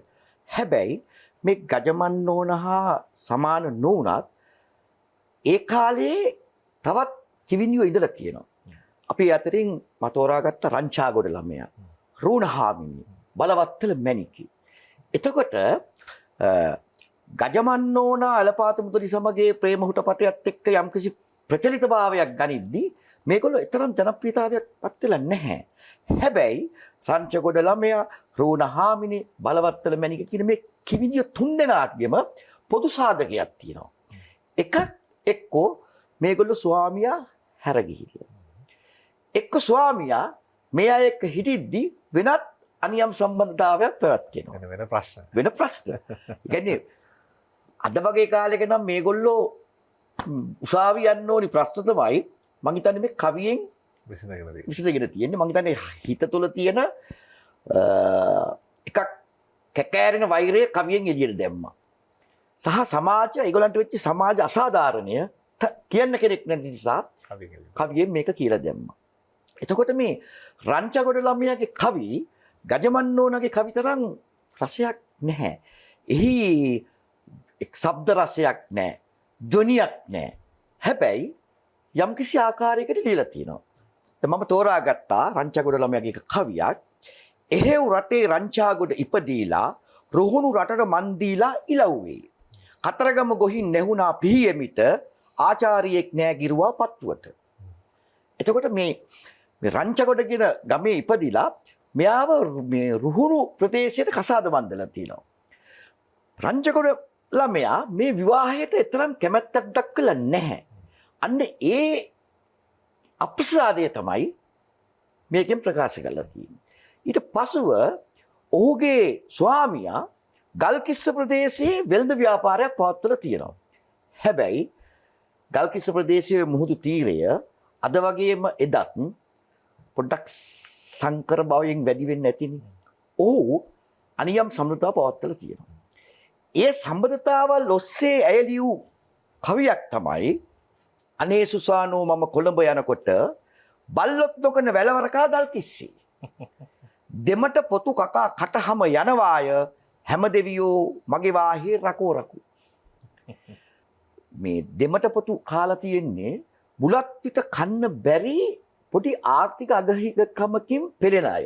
එතකොට රංචාගොඩ ළමයා පොඩි ආර්ථික අපහසුතාවයකුත් තියෙන්න ඇති. එහෙම තියලා තමයි හැම දෙවියෝ මගේ වාහේ රකෝ රකෝ. එයා අර නාගරික කාන්තා පැලැන්තියට එයාගේ කැකෑරෙන වෛරය තමයි එලි දැම්මේ බල්ලොත් නොකන වැලවරකා ගල්කිස්සි. ඒ වගේම අපි රූණහාමිනේ කියන එක කෙනත් එයාට දරුවෙක් හම් වෙන්න හිටිද්දි ස්වාමියා අත්හැරලා ගිහින් තියෙනවා. ඊට පස්සේ ස්වාමියා ගැන හෝ දරුවා ගැන කිසිම සඳහනක් නැහැ. නමුත් රූණහාමිනේ අවට කුඩා දරුවන්ට අකුරු ශාස්ත්‍රයේ උගන්වපු තැනැත්තියක් කියලා තමයි විවාහරේ තියෙන්නේ. ඒ වගේම ඇය ගජවන්නෝනටත් මේ රංජගොඩ ළමයටත් වඩා උගත්කමකින් වැඩි කියලා. හැබැයි රූණහාමිනේගේ මේ ස්වාමියා අත්හැර දාලා ගියාට පස්සේ විවාහ ජීවිතය පිළිබඳව රූණහාමිනේ කවියක් ලියලා තියෙනවා. ඒ කවියත් මම දැන් සඳහන් කරනවා. සැතපෙන මුත් ඉඳින ගරු තපසුන් වාගේ මොකකීවත් ගසති ගැටයක් දල වාගේ රස දුන්නත් කියති වස දුන්නා වාගේ සෙවණැල්ලත් ඇදලු අත්හැරෙනාදීගේ. මේ තමන්ගේ ස්වාමි පුරුෂයා කියන රස දුන්නත් වහ දෙනවා කියලා කියන්නේ මොන දෙයකවත් ගැටයක් ගහනවා සෙවණැල්ලත් ඇදලු අතහැරෙනාදීගේ. මේ වචනෙන් අපි මම හිතන්නේ ගීතේම ගොඩක් පටන් ගන්න තියෙනවනේ. සෙවණ නොකරන දීගේ සෙවණැල්ලත් ඇදයි කියලා. එතකොට වචන බලන්න මේ වසර ගණනාවකට පෙර ඒගොල්ලෝ ගත්ත උපමා උපමේයන්. ඒ වගේම මේ බලවත්තල මැණිකේ ඇය නුවර ප්‍රදේශයේ කාන්තාවක්. එවක කාන්තාවන්ට නොගැලපෙන පරිදි සුංගාරය පිළිබඳව කවි ලියපු කාන්තාවක්. අනුරාග මාලය නමින් ඇය කවි පොතක් කියලා තියෙනවා.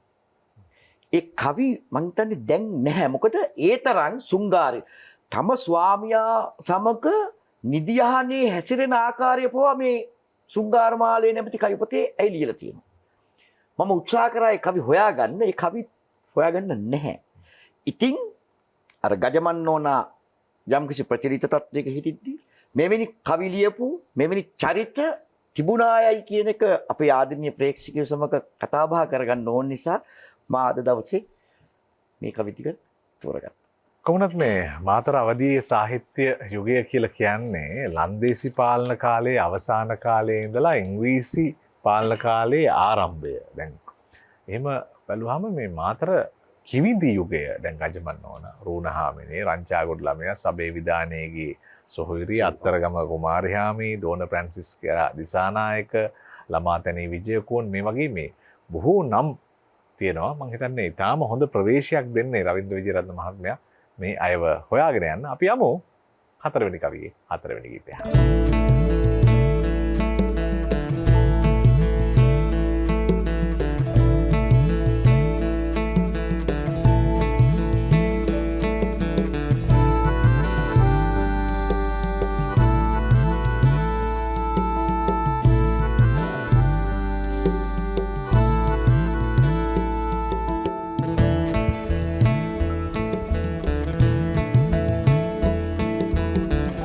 ජීවිතේ කවියක්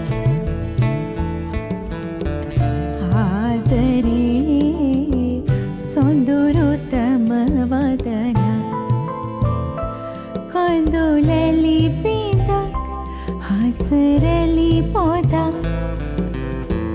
එකට එක් වූ විට දැනේ පෙර නොබිඳි රසයක්.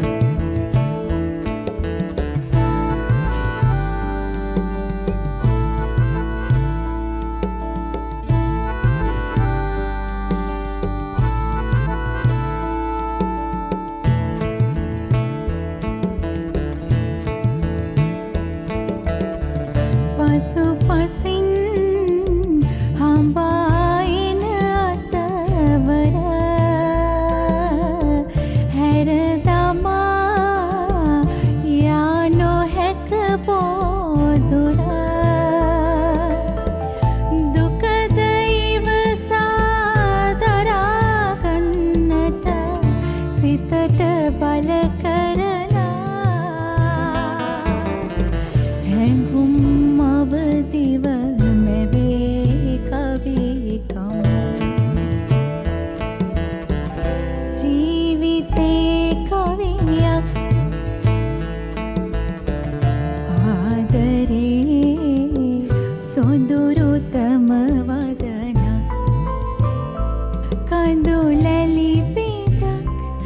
හසරැලි පොදක් එකට එක් වූ විට දැනේ පෙර නොවිදි රසයක්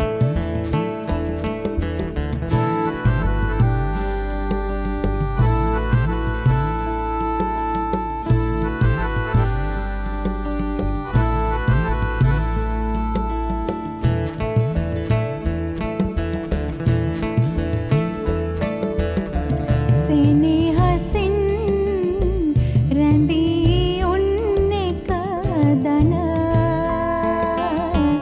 පලායයි නොකියාම ඇතට පවුරු පදනම් බිඳී දස අත විසිර යන යාමේ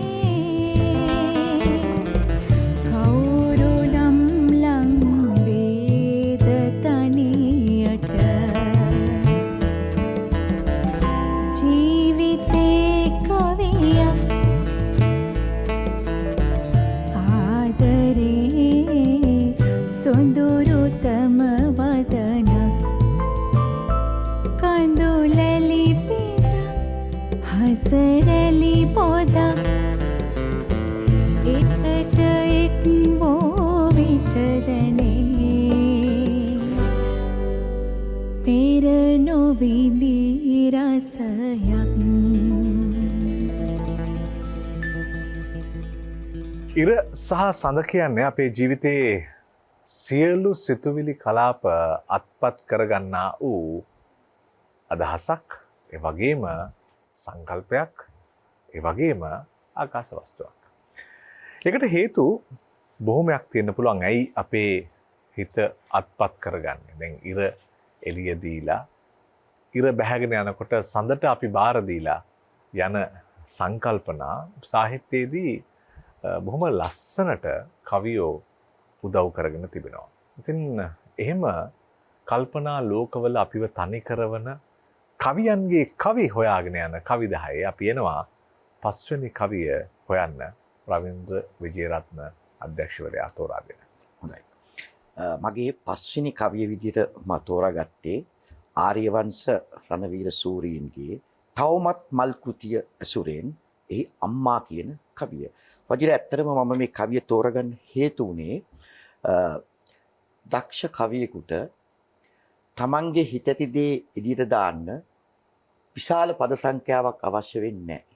ඒ වගේම විශාල පිටු සංඛ්‍යාවක් අවශ්‍ය වෙන්නේ නැහැ. මේ කවිය එතුමා লীලා තියෙන්නේ ඊටමත් පුංචි පද 4කින්. හැබැයි මේකේ තියෙන අර්ථය මම හිතන්නේ පිටු ගණනාවකින් ලියලා ඉවර කරන්න බෑ. ඉතින් මට හිතුණා මගේ කවි 10ත් එක්ක කවියා කියන්නේ වචන හරඹයක් නොකර කෙටි වචන සංඛ්‍යාවකින් වුණත් තමන්ගේ පාඨකයාට තමන්ගේ ප්‍රේක්ෂකයාට දෙන දේ ඉතාමත් ඍජුව පැහැදිලිව කියන්න පුළුවන් කියලා. අපි කවිය අහලා බලමු. අම්මා දකින්න ආසයි හීනෙන්වත් තාත්තමයි එන්නේ මහා උදාරමින් මුල්ලෙද ඔබ ලිපගිනි මැද ඔහේදිත් හීනයත් අත්පත් කරගෙනද තාත්තා. මේ කවිය පෞද්ගලිකව මට දැනෙන්නේ මගේ අම්මයි තාත්තයි දැන් ජීවිතුන් අතර නැහැ. මේ දේවල් එක්ක මේ අත්දැකීම් අපේ ගෙදර අපි විඳලා තියෙනවා. හැම මොහොතකම හැම උත්සව අවස්ථාවකම ගෙදර පොදු හැම තැනකදීම තාත්තා ශාලයේ විරාජමානයිනේ. ඒක මට ඔබට හැමදෙනාට. හැබැයි අම්මා කුසී. එයා හැම දිනාටම විය යුතු දේ කෑම ටික හැම ටිකක් දෙයක්ම පිළියෙල කළා. හැමදේම අකුරට ඉටු කළා. ඇය අවසානයේදී එන්නේ. දැන් මේ දෙදෙනා ජීවිතුන් අතර නැහැ. මේ තැනැත්තාට අවශ්‍යයි අම්මව හීනෙන්වත් දකින්න. හැබැයි අම්මව නෙවෙයි හීනෙන් පේන්නේ තාත්තව. එයා හිතනවා අම්මා හේදිත් අම්මා දිවි ලෝකෙ වෙන්න පුළුවන්, සුර ලෝකෙ වෙන්න පුළුවන්, වෙන හොඳ තැනක වෙන්න පුළුවන්. එහෙදිත් අම්මා ඉන්නේ ලිබ්බොක්කේද. මේ ලිබ්බොක්ක කියන එක මේ අම්මව කුස්සියට දාලා මේ අම්මා මෙහෙකාරිය කියන එක නෙවෙයි. සැබෑ මව කියන්නේ එහෙමනේ වජිතනේ. ඇය වෘත්තියක් කරත් නොකරත් ගෘහණියක් වුණත් උදෑසන නැගිටලා ලිප දල්වා තම දරුවන්ට අවශ්‍ය සියලු දේ සම්පාදනය කරන කාන්තාවනේ. දැන් මට මේවා දකිද්දි තමයි හිතෙන්නේ දැන් සිංහල අලුත් අවුරුදු කාලෙට අපි පිටින් ඔක්කොම සහෝදර සහෝදරි ගෙදරට එකතු වෙනවා. ගෙදරට එකතු වෙනවා. හැබැයි අම්මා ඒ සියලු දෙනා වෙනුවෙන් කුස්සී. එයා අර සාදයට සහභාගී වෙන්නේ අවසාන මොහොතේදී. තාත්තා හැමදෙනත් එක්කම ඉන්නවා. අපි පුංචි කාලේ විනෝද ගමන් යනවනේ. විනෝද ගමන් යද්දී අම්මලා අපිට කියනවා හෙට පාන්දර හැරෙන්න තියෙනවා. ඕගොල්ලෝ නිදාගන්න. හැබැයි ඇය නොනිදා මේ අලුයම ගමන යන්න සිළු දේවල් සම්පාදනය කරනවා. ඒක තමයි මාතෘත්වය කියන්නේ. එතකොට මවත් පියාත් මියගිය දරුවෙකුගේ සිතුවිලි පෞද්ගලිකව මා අත්විඳිනවා. ඒ වගේම තවත් නිකන් අපේ ගමේ ගොඩේ තියෙන කවියක් මම මේ මොහොතේ මතක් කරනවා. කුකුලා නැති ගෙදර එළි වෙනවා නොදැනි. හරකා නැති ගෙදර රෑ වෙනවා නොදැනි. බල්ලා නැති ගෙදර හොරු වෙනවා නොදැනි.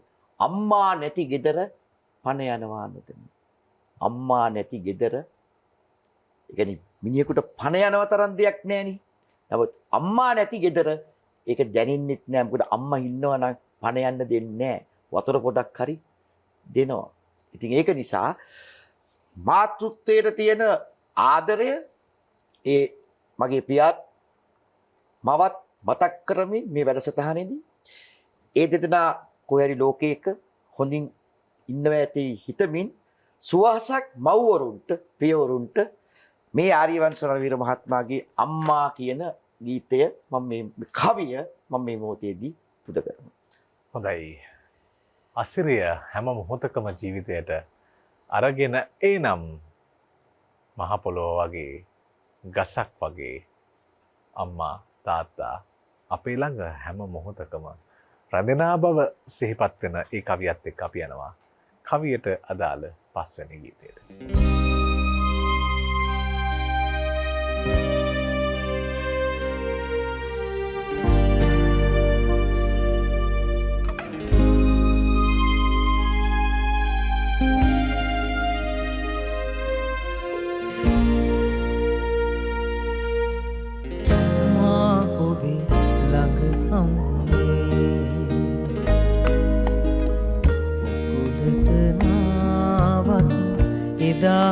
වගේ මා පොඩි පුතු අම්මේ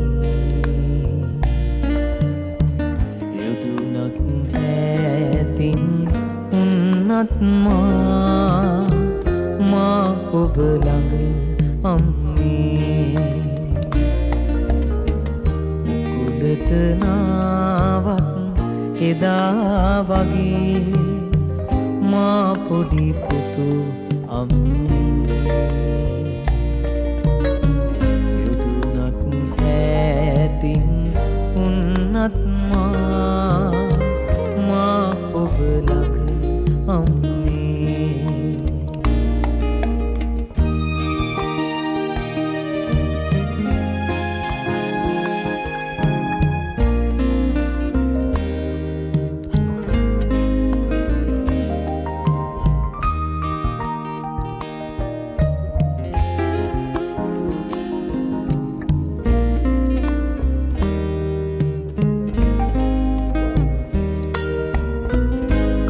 කොහොලින් පිරි මට හිමි ලෝකේ ඔබ සරණයි අම්මේ රැදහවල් මට හෙවනල්ලක් දී සුවඳ ඔබේ අම්මේ මා ඔබ ළඟ අම්මේ කුලට නාවත් එදා වගේ මා පොඩි පුතු අම්මේ යුදුනක්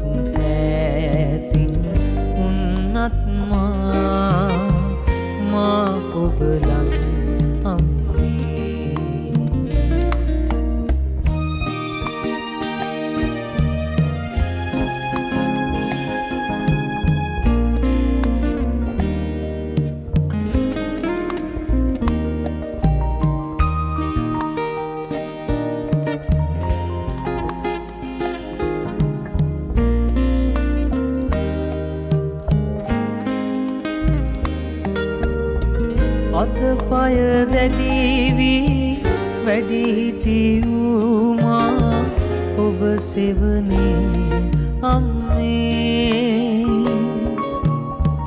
කුරා කුහුඹු එකි දිය රැස්නහරේ මතු මතුදා අම්මේ මා ඔබ ළඟ අම්මේ උකුලට නාවත් එදා වගේ මා පොඩි පුතු අම්මේ එළුණක් ඈතින් උන්නත් මා ඔබ ළඟ අම්මේ උකුලට නාවත් එදා වගේ මා පොඩි පුතු අම්මේ යොදුනක් ඈතින් උන්නත් මා ඔබ ළඟ අම්මේ මා පොඩි පුතු අම්මේ මා ඔබ ළඟ අම්මේ මා පොඩි පුතු අම්මේ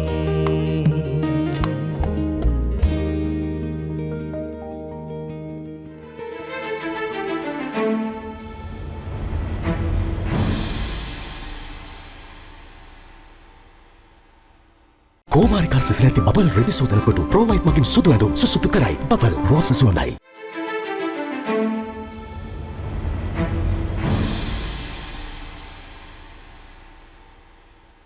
අද කවිදාහයට ගීදහයක් වැඩසටහනේ කවි තෝරන්නේ රවින්ද්‍ර විජේරත්න අධ්‍යක්ෂවරයා සමග. අතරම ලෝකෙට මිනිස්සු මහා බ්‍රහ්මයන් මවනකොට තමන්ට අවශ්‍ය ඕනම මොහොතක පාලනය කරගන්න පුළුවන් විදියට මැව්ව කියලා තමයි සාහිත්‍ය කියන්නේ. එහෙම ශක්තිය දීලා මැව්වා කියලා. ඒ වගේම මේ මට හිතෙනවා මේ කවියෝ මවනකොට එහෙම අමුතු කල්පනා පාලනය කරගන්න ඒවා මුදා හරින්න අවශ්‍ය කරන කල්පනා ශක්තියත් එක්ක මවන්න නැති කියලා. ඉතින් එහෙම අමුතු කල්පනා ශක්තියක් තියෙන බොහොම දක්ෂ තරුණ කවියෙක් ඔබ අපිට අරගෙන එනවා ඊළඟ කවියට. ඩී.එම්. ටිම්රාන් කීර්ති. ඇත්තටම මේ මෑත කාලීනව අර මස්සිඹුලලා වගේ කවිය ප්‍රචාරය කරන්න මොහුගේ මේ පොත් දායක වුණා. ඔහුගේ සිතුවිලි සංකල්පනා වෙනස්. මම හිතන්නේ ඔහුට තියෙන ජීවිත අත්දැකීම් ඔහු කවියට නගනවා. ඒ අත්දැකීම් ඔස්සේ තමයි මම හිතන්නේ ඔහුට ලියවෙන්නේ. වචන මම හිතන දෙයක් තමයි ඕනෑම කෙනෙකුට තමන් සතු අත්දැකීම් වැඩි වෙන්න තමන් කරන කාර්ය සාර්ථක වෙනවා. සාදේ සූදානම් කියන කෘතිය ඇසුරෙන් හීනයට වෙඩි තැබීම හෙවත් සඳ නිවාඩු යෑම කියන කවිය තමයි මම තෝරාගත්තේ.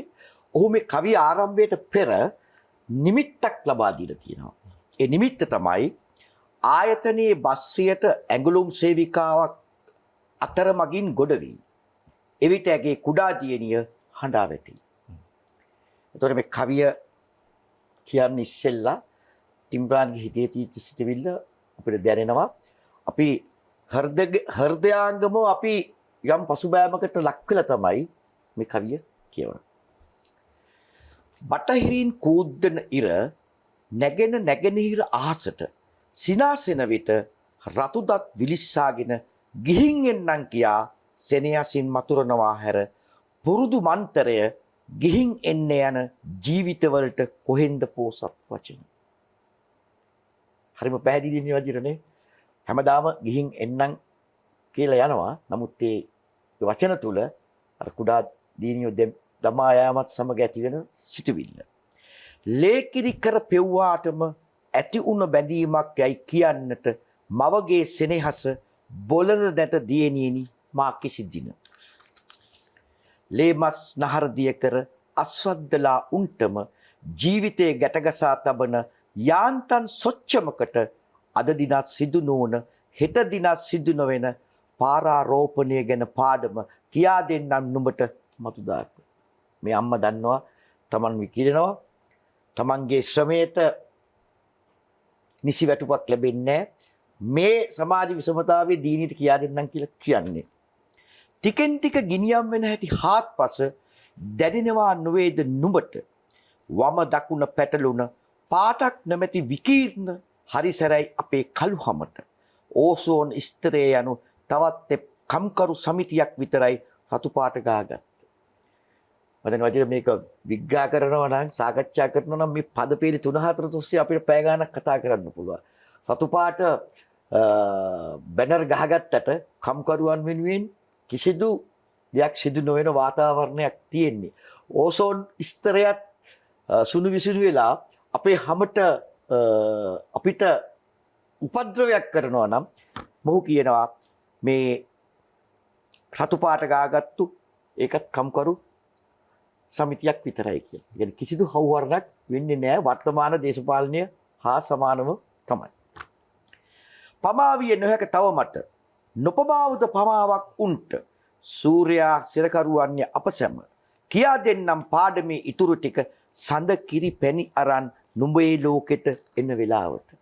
මටන්නේ සඳ කිරි පැණි අරන් කියලා ඔහු අර්ථ ගන්නවන්නේ නැත්තේ යම් කිසි දිනක මේ දියණියට අවශ්‍ය රැකවරණය සෞභාග්‍ය හැමදේම ඇයට ළඟා කරගන්න පුළුවන් කියන බලාපොරොත්තු වෙන්නේ ඇති. මට ඉතින් ශ්‍රමය විකුණන කම්කරු කාන්තාවකගේ හද විලාපය මේ කවියෙන් කියවෙනවා. ඒක හැම දිනාටම පොදුයි. මේක අපි කොච්චර කතා කරත් මේකට විසඳුමක් ලැබෙන එකකුත් නැහැ. මෙවැනි අහිංසක දරුවන් රාත්‍රී කාලෙදි තමන්ගේ අම්මලා බස් රථයට නැගලා තමන් වෙනුවෙන් ඒ රැකියාවට යද්දී ඒ රාත්‍රියට අවශ්‍ය කරන ඒ දරුවට අවශ්‍ය මව් සෙනෙහස ආරක්ෂාව නොමැතිව ඇයට පහන් කරන්න සිද්ධ වෙනවා. මෙවැනි දූ දරුවෝ ලංකාවේ පමණක් නෙවෙයි ලෝකෙ තවත් ඇති. ඉතින් අපිට තියෙන්නේ මෙවැනි කවි වලින් සැනසෙන්න. එවැනි දේවල් අහලා අපේ චිත්ත සංතාපයෙන් යම් කිසි දෙයක් ඇති කර ගැනීම පමණයි. ඇත්තටම ටිම්රාන් කීර්ති අල්ලන කවි නිමිති බොහොම සංවේදී කවි නිමිති. ඔහු දිගම දිග ගමන් යන ගඟ කෙටි කරන්නේ කොහොමද? එතකොට ලූලයි ආඳයි තෝරයි මෝරයි හාල් මැස්සයි එක්ක කතා කරන කවියෙක්. එතකොට ඔහු ලුණු වතුරයි ගඟේ වතුරයි අතර තියෙන සම්බන්ධය බොහොම හෘදයාංගමව ප්‍රශ්න කරන කවියෙක්. ඔහුට අමුතු කවි නිමිති පහළ වෙන කවියෙක් නිසා ඔහුගේ කවිය රසවිඳ අපි යනවා 6 වෙනි කවියේ 6 වෙනි ගීතය.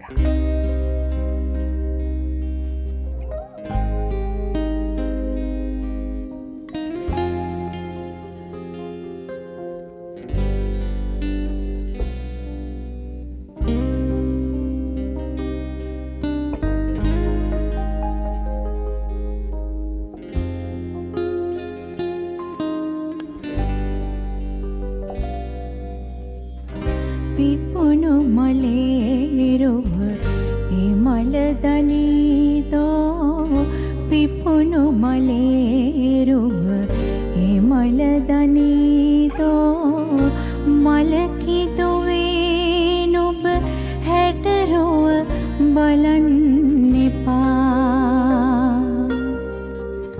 හැඩරුව බලන්න එපා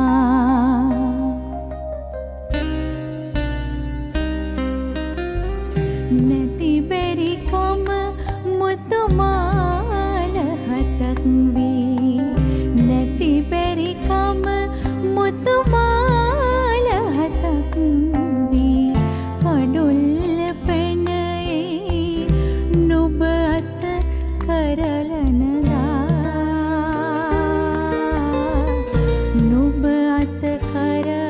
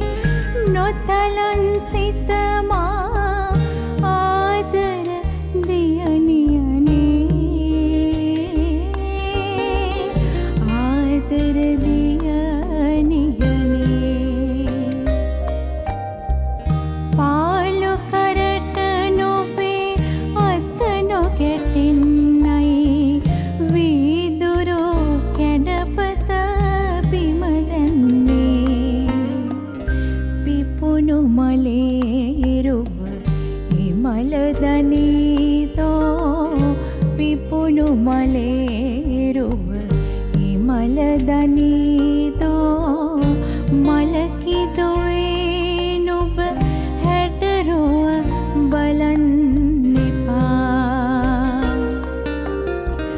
හැඩරුව බලන්න එපා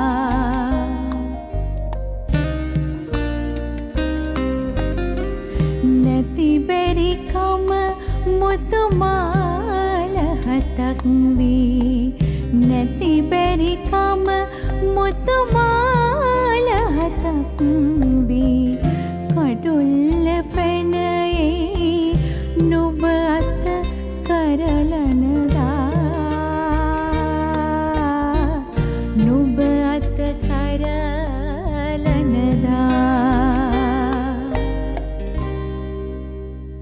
අද කවිදහයේ අපි කවිතෝරමින් ඉන්නේ රවින්ද්‍ර විජේරත්න කලාකරුවා සමග. සමන් මල්ලුනත් කැමති ටිකක් වෙනස් විදියට පිපෙන්න, ගස්සුනත් කැමති වෙනස් විදියට හැදෙන්න, සුළඟත් කැමති හිටි ගමන් අර වේගය අඩු වැඩි කරමින් හමා යන්න. ඒ නිසා රංගන ශිල්පියෙක් වුණත් කැමති වෙනස් භාවිතා අත්විඳින්න, වෙනත් කලාධාරාවන් ස්පර්ශ කරන්න. ඉතින් එහෙම රංගන ශිල්පියෙක් කවියෙක් කොට ඔබ අපට මුණ ගැස්සනවා. ඇත්තටම මම මේක තෝරගන්නත් එක් හේතුවක් මේ කවියා නිරෝෂන් විජේසිංහ කියන අපේ සම්මානීය රංගන ශිල්පියා. ඔහුගේ ඉතිරි වුණු පිටු කිහිපයක් කියන කවි පොත ඇත්තටම හරිම රහයි. ඔහුගේ කවි අතර ඉතා විශිෂ්ට කවි තියෙනවා වචිර. ඒකට එක් හේතුවක් තමයි ඔහු ඇසුරු කරන කවි විදියන් සංඛ්‍යාව. ඒ වගේම ඔහුත් කවියට පුදුම ආදරයක් දක්වන පුද්ගලයෙක්. ඒ වගේම නිරෝෂන් විජේසිංහ කියන රංගන ශිල්පියා හරියට පොත්පත් කියවනවා. සහ උදහස් බෙදා හදා ගන්න හරි රුචිකත්වයක් තියෙනවා. ඒ නිසා තමයි ඔහු රංගන ශිල්පීන් අතරින් මෙවැනි කෘතියක් ලියන්න පෙළඹුණේ. මම ඔහුට ස්තුතිවන්ත වෙනවා. දැන් වර්තමාන රංගන ශිල්පීන් තමන්ගේ රංගන හැකියාවට අමතරව එක්ක ගීත ගායනා කරනවා. එහෙම නැත්නම් නර්තන ශිල්පියෙක් විදිහට වැඩ කටයුතු කරනවා. මේ දෙකට ඔබෙන් මේ ක්‍රියාව ඉතාමත් ආදර්ශමත් නේ වජිර. අනිවාර්යයෙන්. ඉතින් අපි අගය කළ යුතුයි. මේ කවි ඉතා විශිෂ්ටයි. ඔහුගේ මේ සීයේ දැන් අර අපේ ගේ නැත කියන කවියට පාදක වෙච්ච සිද්ධිය මම කියලා කවිය කියන්නම්. අපේ අග්‍රගණ්‍ය සම්මානීය රංගන ශිල්පී ශ්‍රියන්ත මෙන්ඩිස් මහත්මයා දවසක් මගෙත් එක්ක කිව්වා රවි මම උත්සවයකට ගියා. ඒ උත්සවයේ දේශනයකට ඇවිත් හිටපු දේශකයා ලස්සන කතාවක් කිව්වා. ඒ කතාව මම තාමත් කෙටියෙන් කියන්නම්. එයා කියනවා අපේ ගෙදර සාලේ ලොකු පොත් රාක්කයක් තිබුණා. ඒක අපේ සීයාගේ. ඒ සීයා මේ පොත් රාක්කේ තිබ්ච පොත් ඔක්කොම කියවලා තිබුණා. ඒකේ සාහිත්‍ය පොත් තිබුණා, පාලි පොත් තිබුණා, බුද්ධ ධර්මයේ තිබුණා, සමාජ අධ්‍යයනයේ තිබුණා, දේශපාලන පොත් තිබුණා, වෙද පොත් තිබුණා, රක්ෂස්ත්‍රය ගැන පොත් තිබුණා. ඉතින් සීයා මේ පොත් බලලා සීයාට මේ හැම ශ්‍රේෂ්ඨයක් ගැනම ලොකු දැනුමක් තිබුණා. සීයා අපේ තාත්තටත් අනගල්ලා තිබුණා පුතේ මේ පොත් කියවන්න. අපේ තාත්තත් පොඩි කාලේ ඉඳන් ටික ටික මේ පොත් කියවුවා. අපේ තාත්තා අපිටත් කිව්වා ඕගොල්ලොත් මේ සීයාගේ පොත් රාක්කේ පරිහරණය කරන්න. ඔහොම තීද්දි එක සැරේ අපේ අයියා අමුත්තෙක් ගේනවා. ඒක අකුරු දෙකයි. ටීවී සීයාගේ පොත් රාක්කේ තියෙච්ච තැන අර ටීවී එක හයි කරනවා.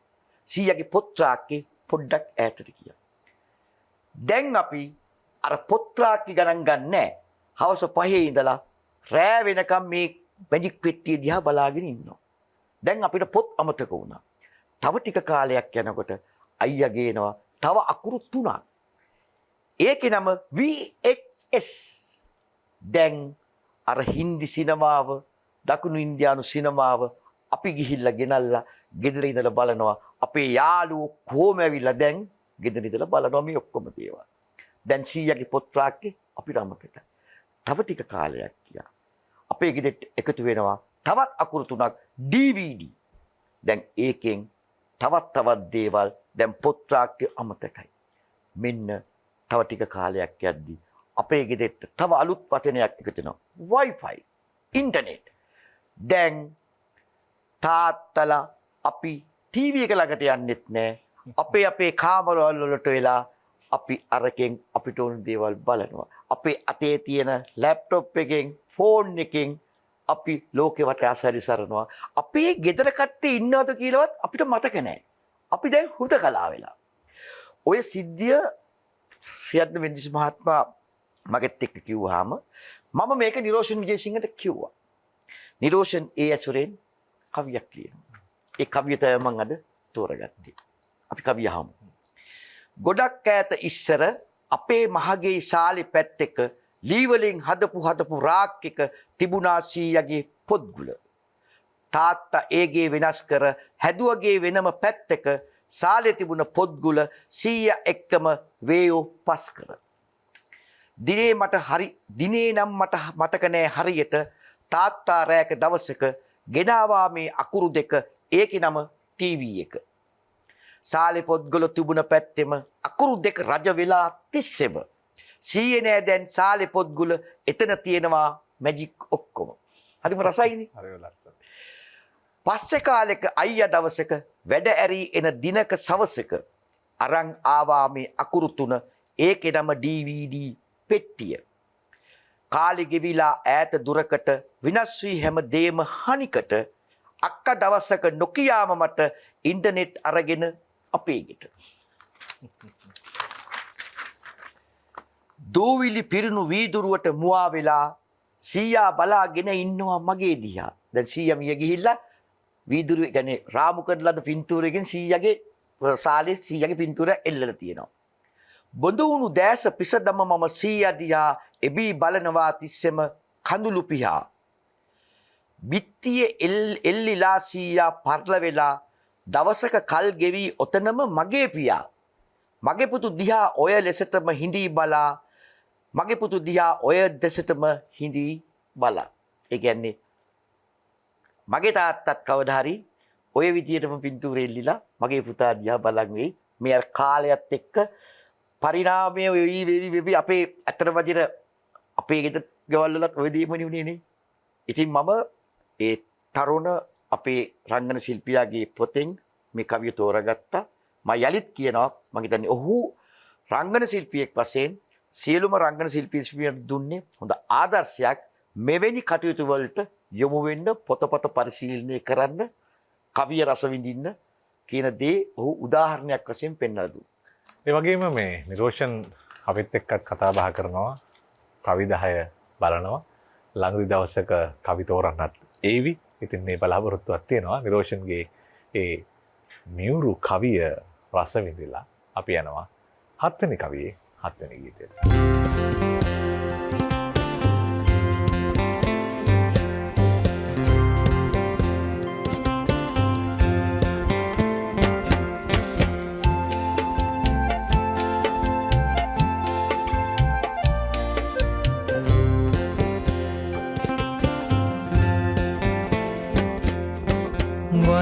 නිවන පෙතේ ගම් දනව් පුරා නිවහන වංක ගිරිවනේ වෙසතුරු සදිසි පියවරුන් අත්මුදුන් තබා බැතියෙන් වන්දනා කරම්. නිවන පෙතේ ගම් දනව් පුරා නිවහන වංක ගිරිවනේ වෙසතුරු සදිසි පියවරුන් තබා බැතියෙන් වන්දනා කරම්.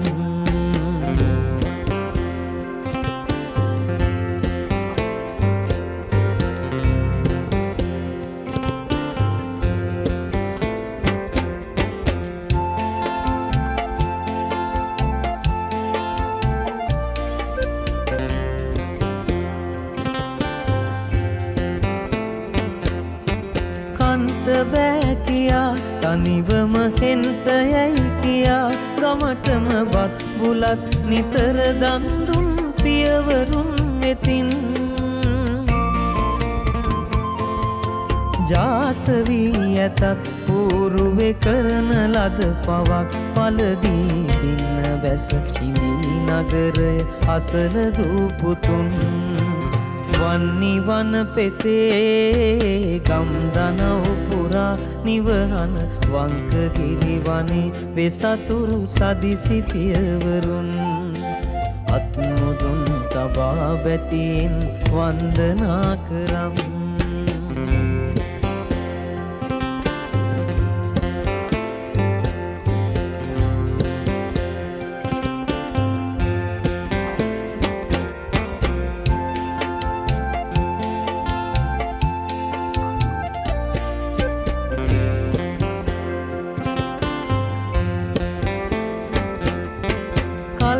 කාලයක් පරපුර දුන්නු දන්නැතත් සිත තුළ මාසෙකට වරක් ලැබෙනුයේ සොච්චමක් බැවින්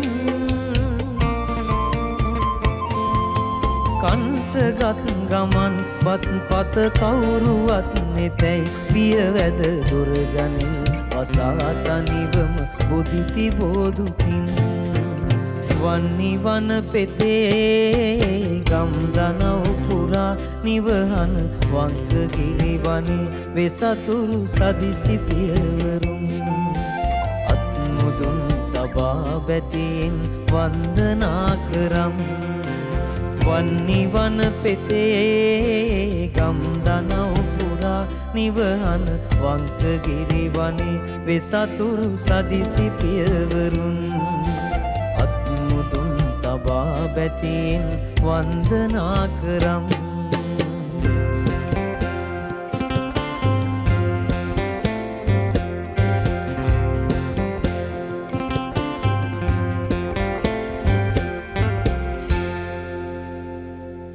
අද කවිදහයට ගීදහයක් වැඩස්ටහනේ අපි රවින්ද්‍ර විජේරත්න කලාකරුවා එක්ක කවි තෝරමින් ඉන්නේ. අපි නිතර දෙවේලේ අහන ගීත අතරේ අපේ හිත බැඳුණු ගීත තිබෙනවා. දැන් සසර වසනතුරු, රන් දහදිය බින්දු බින්දු, නිවහල් සිතුවිලි, උඩගුලියන්, ආශාවේ මල් වැටෙන්නේ බී. එතකොට ඒගොඩහ යන්නෝ අවසන් ලියුමයි මේ වගේ ගීත ලියපු විශිෂ්ට පද බැඳුම් කරුවෙක් තමයි ඩෝල්ටන් නල්විස් ප්‍රවීණයා. එතුමන් ඉතාම හොඳ කවිතා ගුණයෙන් යුක්ත කවියෙක් විදියට අපි අහලා තියෙනවා. වේදිකාවල අර ඔබතුමන් කියපු විදියට කවියෙන් ආරාධනා නිකුත් කරපු බොහොම දක්ෂයෙක්. ඉතින් ඒ පරපුරේ ඔහුගේ නාමය ඉදිරියට රැගෙන යන පුත්‍ර කවියා අපිට හමු වෙනවා. ගයාරම්‍ය අල්විස්. ගයාරම්‍ය අල්විස්.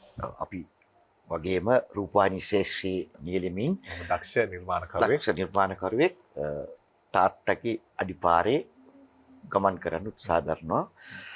ඔහුගේ 83 ආකාශයේ කියන කෘතිය ඇසුරින් දරාගනින් යසෝදරා කියන කවිය මම තෝරාගත්තේ වජිර. ඒක තෝරගන්න එක හේතුවක් පාසල් අධ්‍යාපකයන් පසු මම හිතන්නේ ඔබත් මමත් අපිට මේ කලාවට සම්බන්ධ වෙන්න අවකාශ ලැබුණට අපේ සමකාලීන මිතුරන්ට එහෙම වෘත්තිමය ප්‍රශ්න පැන නැගුණා.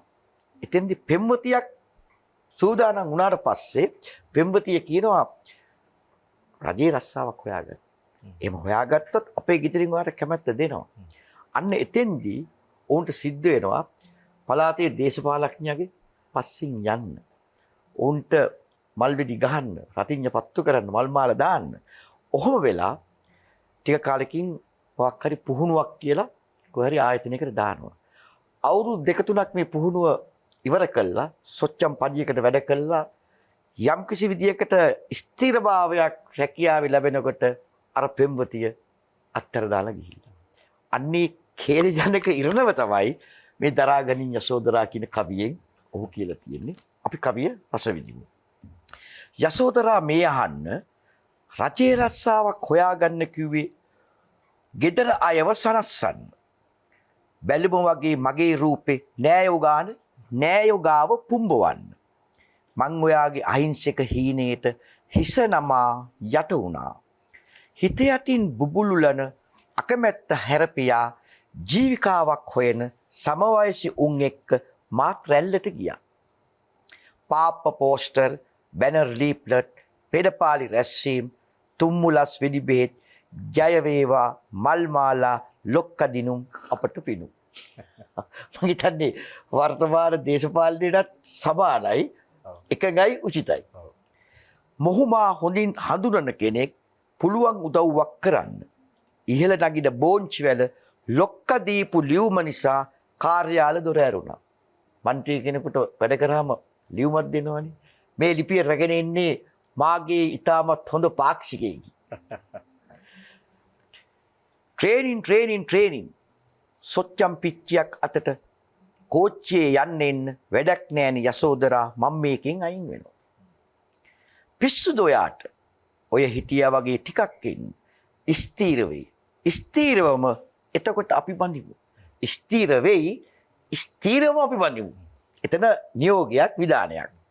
ඉබ්බන්ට තතු වෙන්නේ නෑ. අහිංසක හීනේට ඉඩ තියා ජීවිතේ නිකන් ගෙවිලා ගියා. 3 අවුරුදු කාලයක්ම සතුටින් පුහු නුවණිම කළ ඔබේ අනාගතයට සුබ පතමි. උඩුගුවනේම අත්තටුවල පිහාටු එකිනෙක විසිරෙයි අපේ අහිංසක ලෝකය තව ටිකකින් බිමට වැටේ. ඔය හිනාව නිවන්න එපා යසෝදරා, උඹේ කඳුළු මා මරාවි යසෝදරා. හොඳයි. ඉතින් ගායරම්‍ය අල්විස් කියලා කියන්නේ විවිධ කලා ධාරාවන්ගෙන් අපට හමුවන කෙනෙක්. ඔහු විටක නාට්‍ය අධ්‍යක්ෂවරයෙක්, ඒ වගේම රූපවාහිනී නිෂ්පාදකයෙක්, ගීත රචකයෙක්, ඒ වගේම ඔහුගේ කවි පොත 83 ආකාශයේ කවි පොතෙන් අපට හමුවන කවියෙක්. ඉතින් ගායරම්‍ය සහෘදයා බොහොම හිතවන්තව සිහිපත් කර අපි යනවා 8 වෙනි කවියේ 8 වෙනි ගීතය.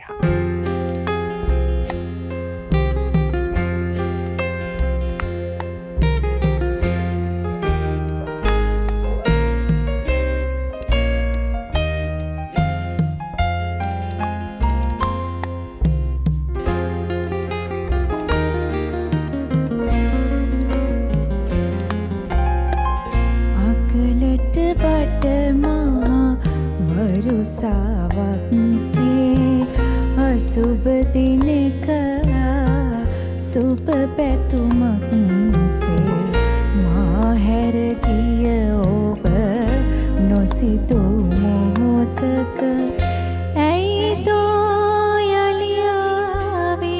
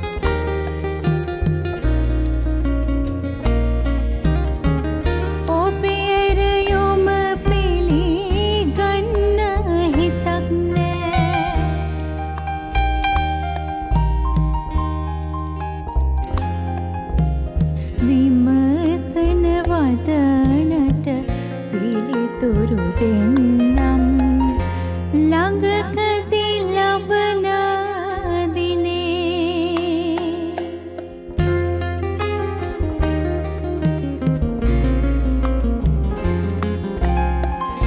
අකලට වටමා වරුසාවක්සේ අසුබ දිනක සුබ පැතුමක් සේ මා හැර ගිය ඔබ නොසිතූ මොහොතක ඇයිදෝ යලි ආවේ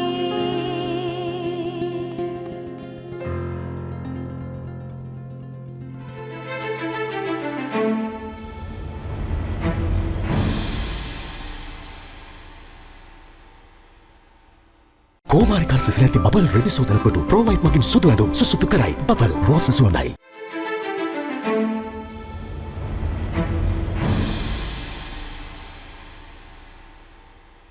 කලාව කියන්නේ මොකක්ද කියලා හොයාගෙන යන කෙනෙකුට විවිධ අදහස් මතු කරගන්නට පුළුවන්. ඇත්ත වගේම නැත්තත් නැත්ත නැති තැන ඇත්තත් හොයාගෙන ගවේෂණය කරමින් ඒ දෙකම එකට මතුව එන තැනක් හොයාගන්නට පුළුවන්.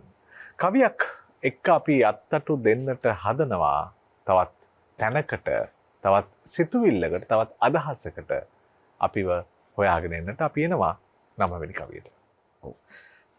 මගේ 9 වෙනි කවිය මම තෝරාගත්තේ උදේශාන්ත කුමාරසිංහ කියන ටෙලිනාට්‍ය රචකයාගේ කුළුඳුල් කාව්‍ය සංග්‍රහය රතු කඳුළු කවියක් කියන පොතෙන් පැරණි පෙම්වතියගේ අලුත් පෙම්වතා සමග.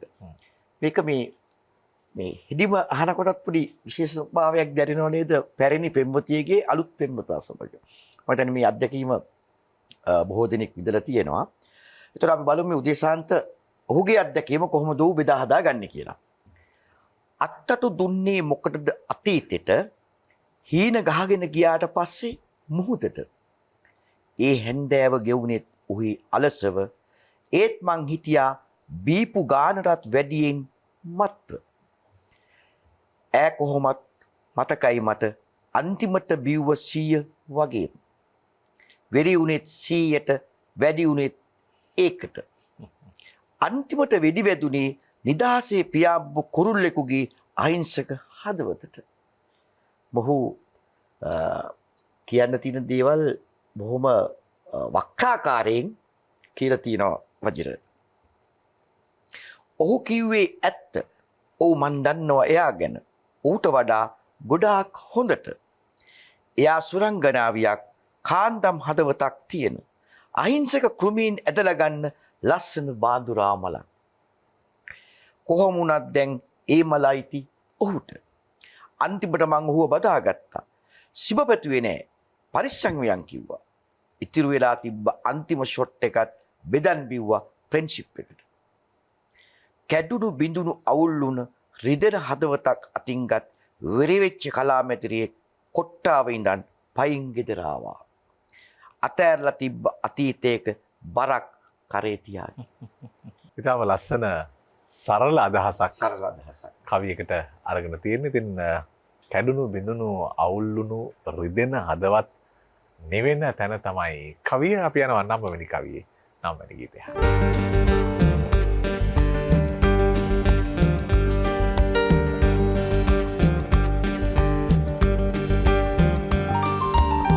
රුවක් හැදෙනවා කවුදෝ එනවා ජීවිත ඇඳිරිය දැස වසනවා අද පොඩි බැඳි දුක දිය කර පාකර ඔබේ ලොට මා මොහොතින් එනවා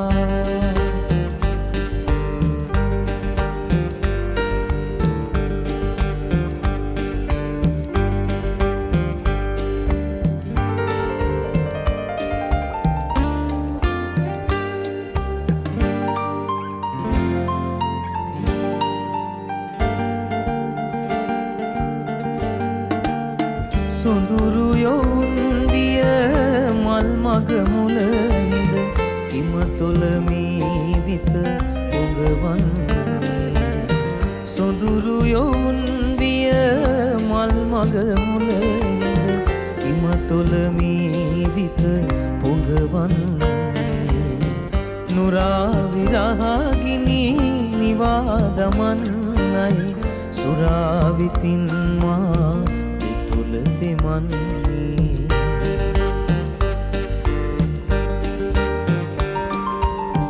රුවක් හැදෙනවා කවුදෝ එනවා ජීවිත ඇඳිරිය දැස වසනවා හද පොදි බැඳි දුක දිය කර පාකර ඔබේ ලොවට මා මොහොතින් එනවා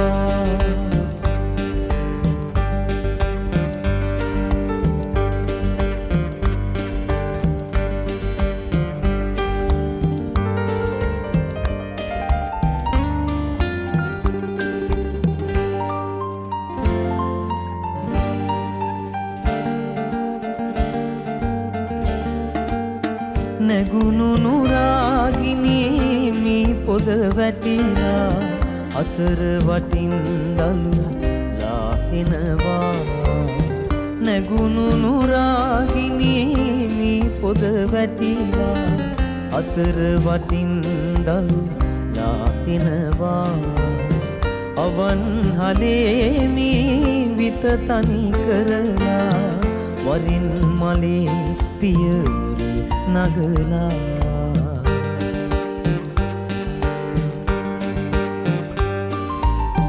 රුවක් ඇදෙනවා කවුදෝ එනවා ජීවිත ඇඳිරිය දැස වසනවා අද පොදි බැඳි දුක දිය කර පාකර ඔබේ ලොවට මා මොහොතින් එනවා උපතේ සිට මරණය දක්වා අපි හැමෝම අත්දකින අත්විඳින අති සංකීර්ණ මනෝභාවවල විවිධාකාරයේ හැඩරටා තිබෙනවා. ඒ වගේමයි අපි ජීවිත ගමන යනකොට අපට හමුවන හමුවීම්වල විවිධාකාරයේ හැඩරටාවක් තිබෙනවා. ඉතින් එයට ප්‍රේමය ඈඳුනාම තවත් වෙනස් වන රූප රටා තියෙනවා. ඒවායේ කඩතුළු තැන් දැනෙනවා වැඩි අපිට වගේම කවියන්ටත්. අපි එනවා 10 වෙනි කවියට. 10 වෙනි කවියට තෝරගත්තේ මහින්ද ප්‍රසාද් මස්සිමුලිගේ ඇහිපියන් ඇහිරිලා කියන කාව්‍ය ග්‍රන්ථයේ අක්කා කියන කවිය. ඇත්තටම වදිර මේ කවියේ අන්තර්ගතයේ අත්දැකීම කිසිවෙකුට ලැබෙන්න නොලැබේවා කියලා ප්‍රාර්ථනා කරනවා. ඒ අත්දැකීම ඒ තරම් අමිහිරි කිසිදු සහෝදරයෙකුට තමන්ගේ සහෝදරිය හා මෙවන් අත්දැකීමක් සහ ඉරණමකට ගොදුරු නොවේවා කියලා අපි ප්‍රාර්ථනා කරනවා. ඒකම කලාවට ආදරය කරන කලාවේ නිරෙන්නන් වශයෙන් මෙවැනි සමාජ වාතාවරණයක් නැතිව යහපත් සමාජයක් බිහි වෙලා සෑම දිනාගේම ආර්ථිකය සුවතටපත් වෙලා මෙවන් අක්කලා සමාජයේ නැති වෙලා මෙවැනි මල්ලිලට අක්කල නිසා එවැනි අත්දැකීම් දකින්න බැරි වෙන යහපත් සමාජයක්ම නිරවුල් සමාජයක්ම ගොඩනැගේවා කියලා ප්‍රාර්ථනා කරමින් මස්සිමුලිගේ කවියට යනවා. රූම් එකේ දොර ඇරලා දෙන වෙලාවේ මං අඳුරගත්තා පටිය කැඩුණු සෙරෙප්පුව. දැනුණා ත්‍රිපෝස සුවඳ. මූණ බැලුවේ නෑ මං. යතුර වැටුණා මං අතින්. කස්ටමර් කෑ ගැහුවා ඉක්මන් කරපන් කොල්ලෝ කියලා. මේ ත්‍රිපෝස සුවඳත් එක්ක ඒක මස්සිමුල ලස්සනට හංගවනවා චූඩි දරුවෙක් ඉන්න තමන්ගේම සහෝදරිය කියලා. අල්ලපු කාමරයේ ඉඳන් හිල් වලින් බලන ගමන් විජේලා කියනවා ඇහුණා බඩේ ළමේ කම්බෙච්ච ඉරි තිබ්බට ඒකි පුරුදුකාරියක් නොවන වග. මට මතක් වුණා අම්මා නාවන්න පොඩි එකාට බෙහෙත් පොවන්න මස්සිනාගේ මුත්‍රා බටේ ගලවන්න උදේම නැගිටලා කවරලවන්න ඒකිට තිබ්බ පුරුද්ද. ට්‍රීවිල් එක ගියාට පස්සේ ඇඳ අස් කරන්න කලින් කොට්ටවල තිබ්බ කඳුළු වේලෙනකන් පෑන් එක වැඩි කළා මං එළියට බහැලා ඔහේ ඇවිදගෙන ගියා ටික දුරක්. වජිර මේ තියෙන සමාජ වාතාවරණය සියලු දේවල් මේ කවිය ගැබ්බෙලා තියෙනවා. මේ සහෝදරියට තමන්ගේ ස්වාමියා අසනීපයි කියලා මේ කවියෙන් දැනෙනවා. කුඩා දරුවෙක් ඉන්නවා කියලා දැනෙනවා. එතකොට ආර්ථික අගහිකම් ඇති එයාට සිද්ධ වෙනවා තමන්ගේ ශරීරයේ විකුණා ජීවත් වෙන්න. ඒ යන ස්ථානයේම රූම් බෝයි කෙනෙක් විදියට තමන්ගේ සහෝදරයා වැඩ කරනවා. හැබැයි මේ දෙන්නට දෙන්න හඳුනාගත් බවක් දැනෙන්නේ නැහැ. අක්ක ඇවිල්ලා තියෙන්නේ කැමැත්තෙන් නෙවෙයි. ඒ නිසා තමයි ඔහු කියන්නේ ට්‍රීවිල් එක ගියාට පස්සේ ඇඳ ඇස් කරන්න කලින් කොට්ටවල තිබ්බ කඳුළු වේලෙනකන් පෑන් එක වැඩි කළා මං එළියට බහැලා ඔහේ ඇවිදින ගියා ටික දුරක්. හොඳයි. කවියට පුළුවන් බොහෝ නිදිතැන් අවදි කරන්න. එතෙන් යුගයක් නැතුව කවි රස විඳිනකොට මේ සමාජීය අත්දැකීම් අපේ ගාවට එනකොට සමහර වෙලාවට සමහර මොහොතවල් වල කවි විසින්ම අපිව අවදි කරනවා. කවි විසින්ම අපිව අවදි කරනවා. ඒ වගේම ඒ කවි විසින්ම අපිව නිහඬ කරනවා. ඉතින් හඬ නගන නිහඬ කරන කවි රටාවන් එක්ක අද අපව හමුුනේ රවින්ද්‍ර විජේරත්න අධ්‍යක්ෂවරයා. ඔබතුමන්ට බොහොම ස්තුතියි අද කවි තෝරන්නට අපිත් එක්ක විතරට ආවා. බොහොම ස්තුතියි. ඒ වගේම අද කවි 10ට ගී 10ක් වැඩසටහනේ සංගීතය ආනන්ද පද්මසිරි ප්‍රමුඛ කුරවි සංගීත කණ්ඩායමින් ඉන්දුරාත් නන්දසිංහගේ සංගීත අධ්‍යක්ෂණය ගී ගායනට එකතුනේ විශාරද රුවින්ද සත්සර සමග විශාරද මයුරි කාංචනා. අද කවි 10ට ගී 10ක් නිමා කරමින් 10 වෙනි කවියේ 10 වෙනි ගීතයයි මේ.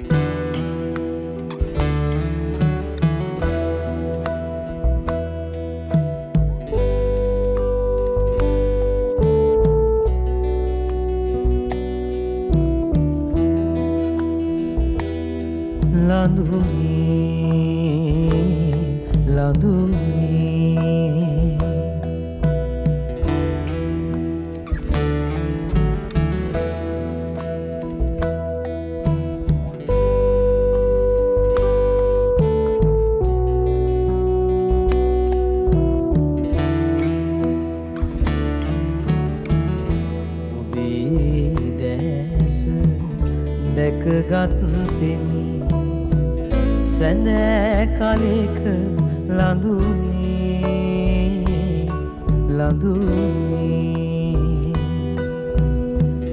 දෙනෝ දහත් අතගත්තද සැමියෙකු නැති ලඳුනේ නැයෙක් නෑ කම නොකියන විදි සරණ ලඳුනේ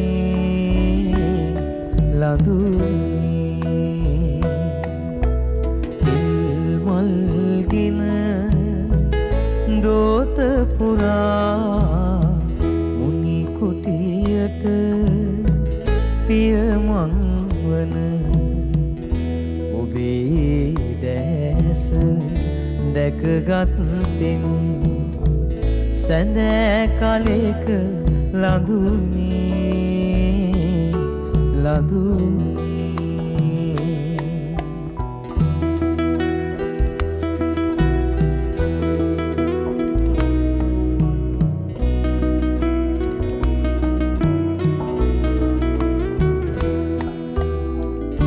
බුදුන් දැක නිවන් දකිනෙයි දෙව්රම යන පාර අහන ඔබද පටාචාරාවකි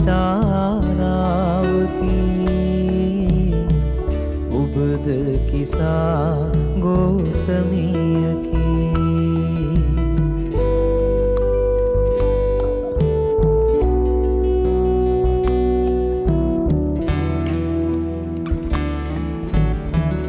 පිරිමින්ගේ පාප කඳට දෝස විදින ලඳුනේ වදුරේ පව් කරන දනා එළිය රවන ලඳුනේ ලැම පමණක් ලොවට පෙනෙන ලය නොපෙනෙන ලඳුනේ කුහුඹුවේකුට වරදක් නැති වැරදිකාර ලඳුනේ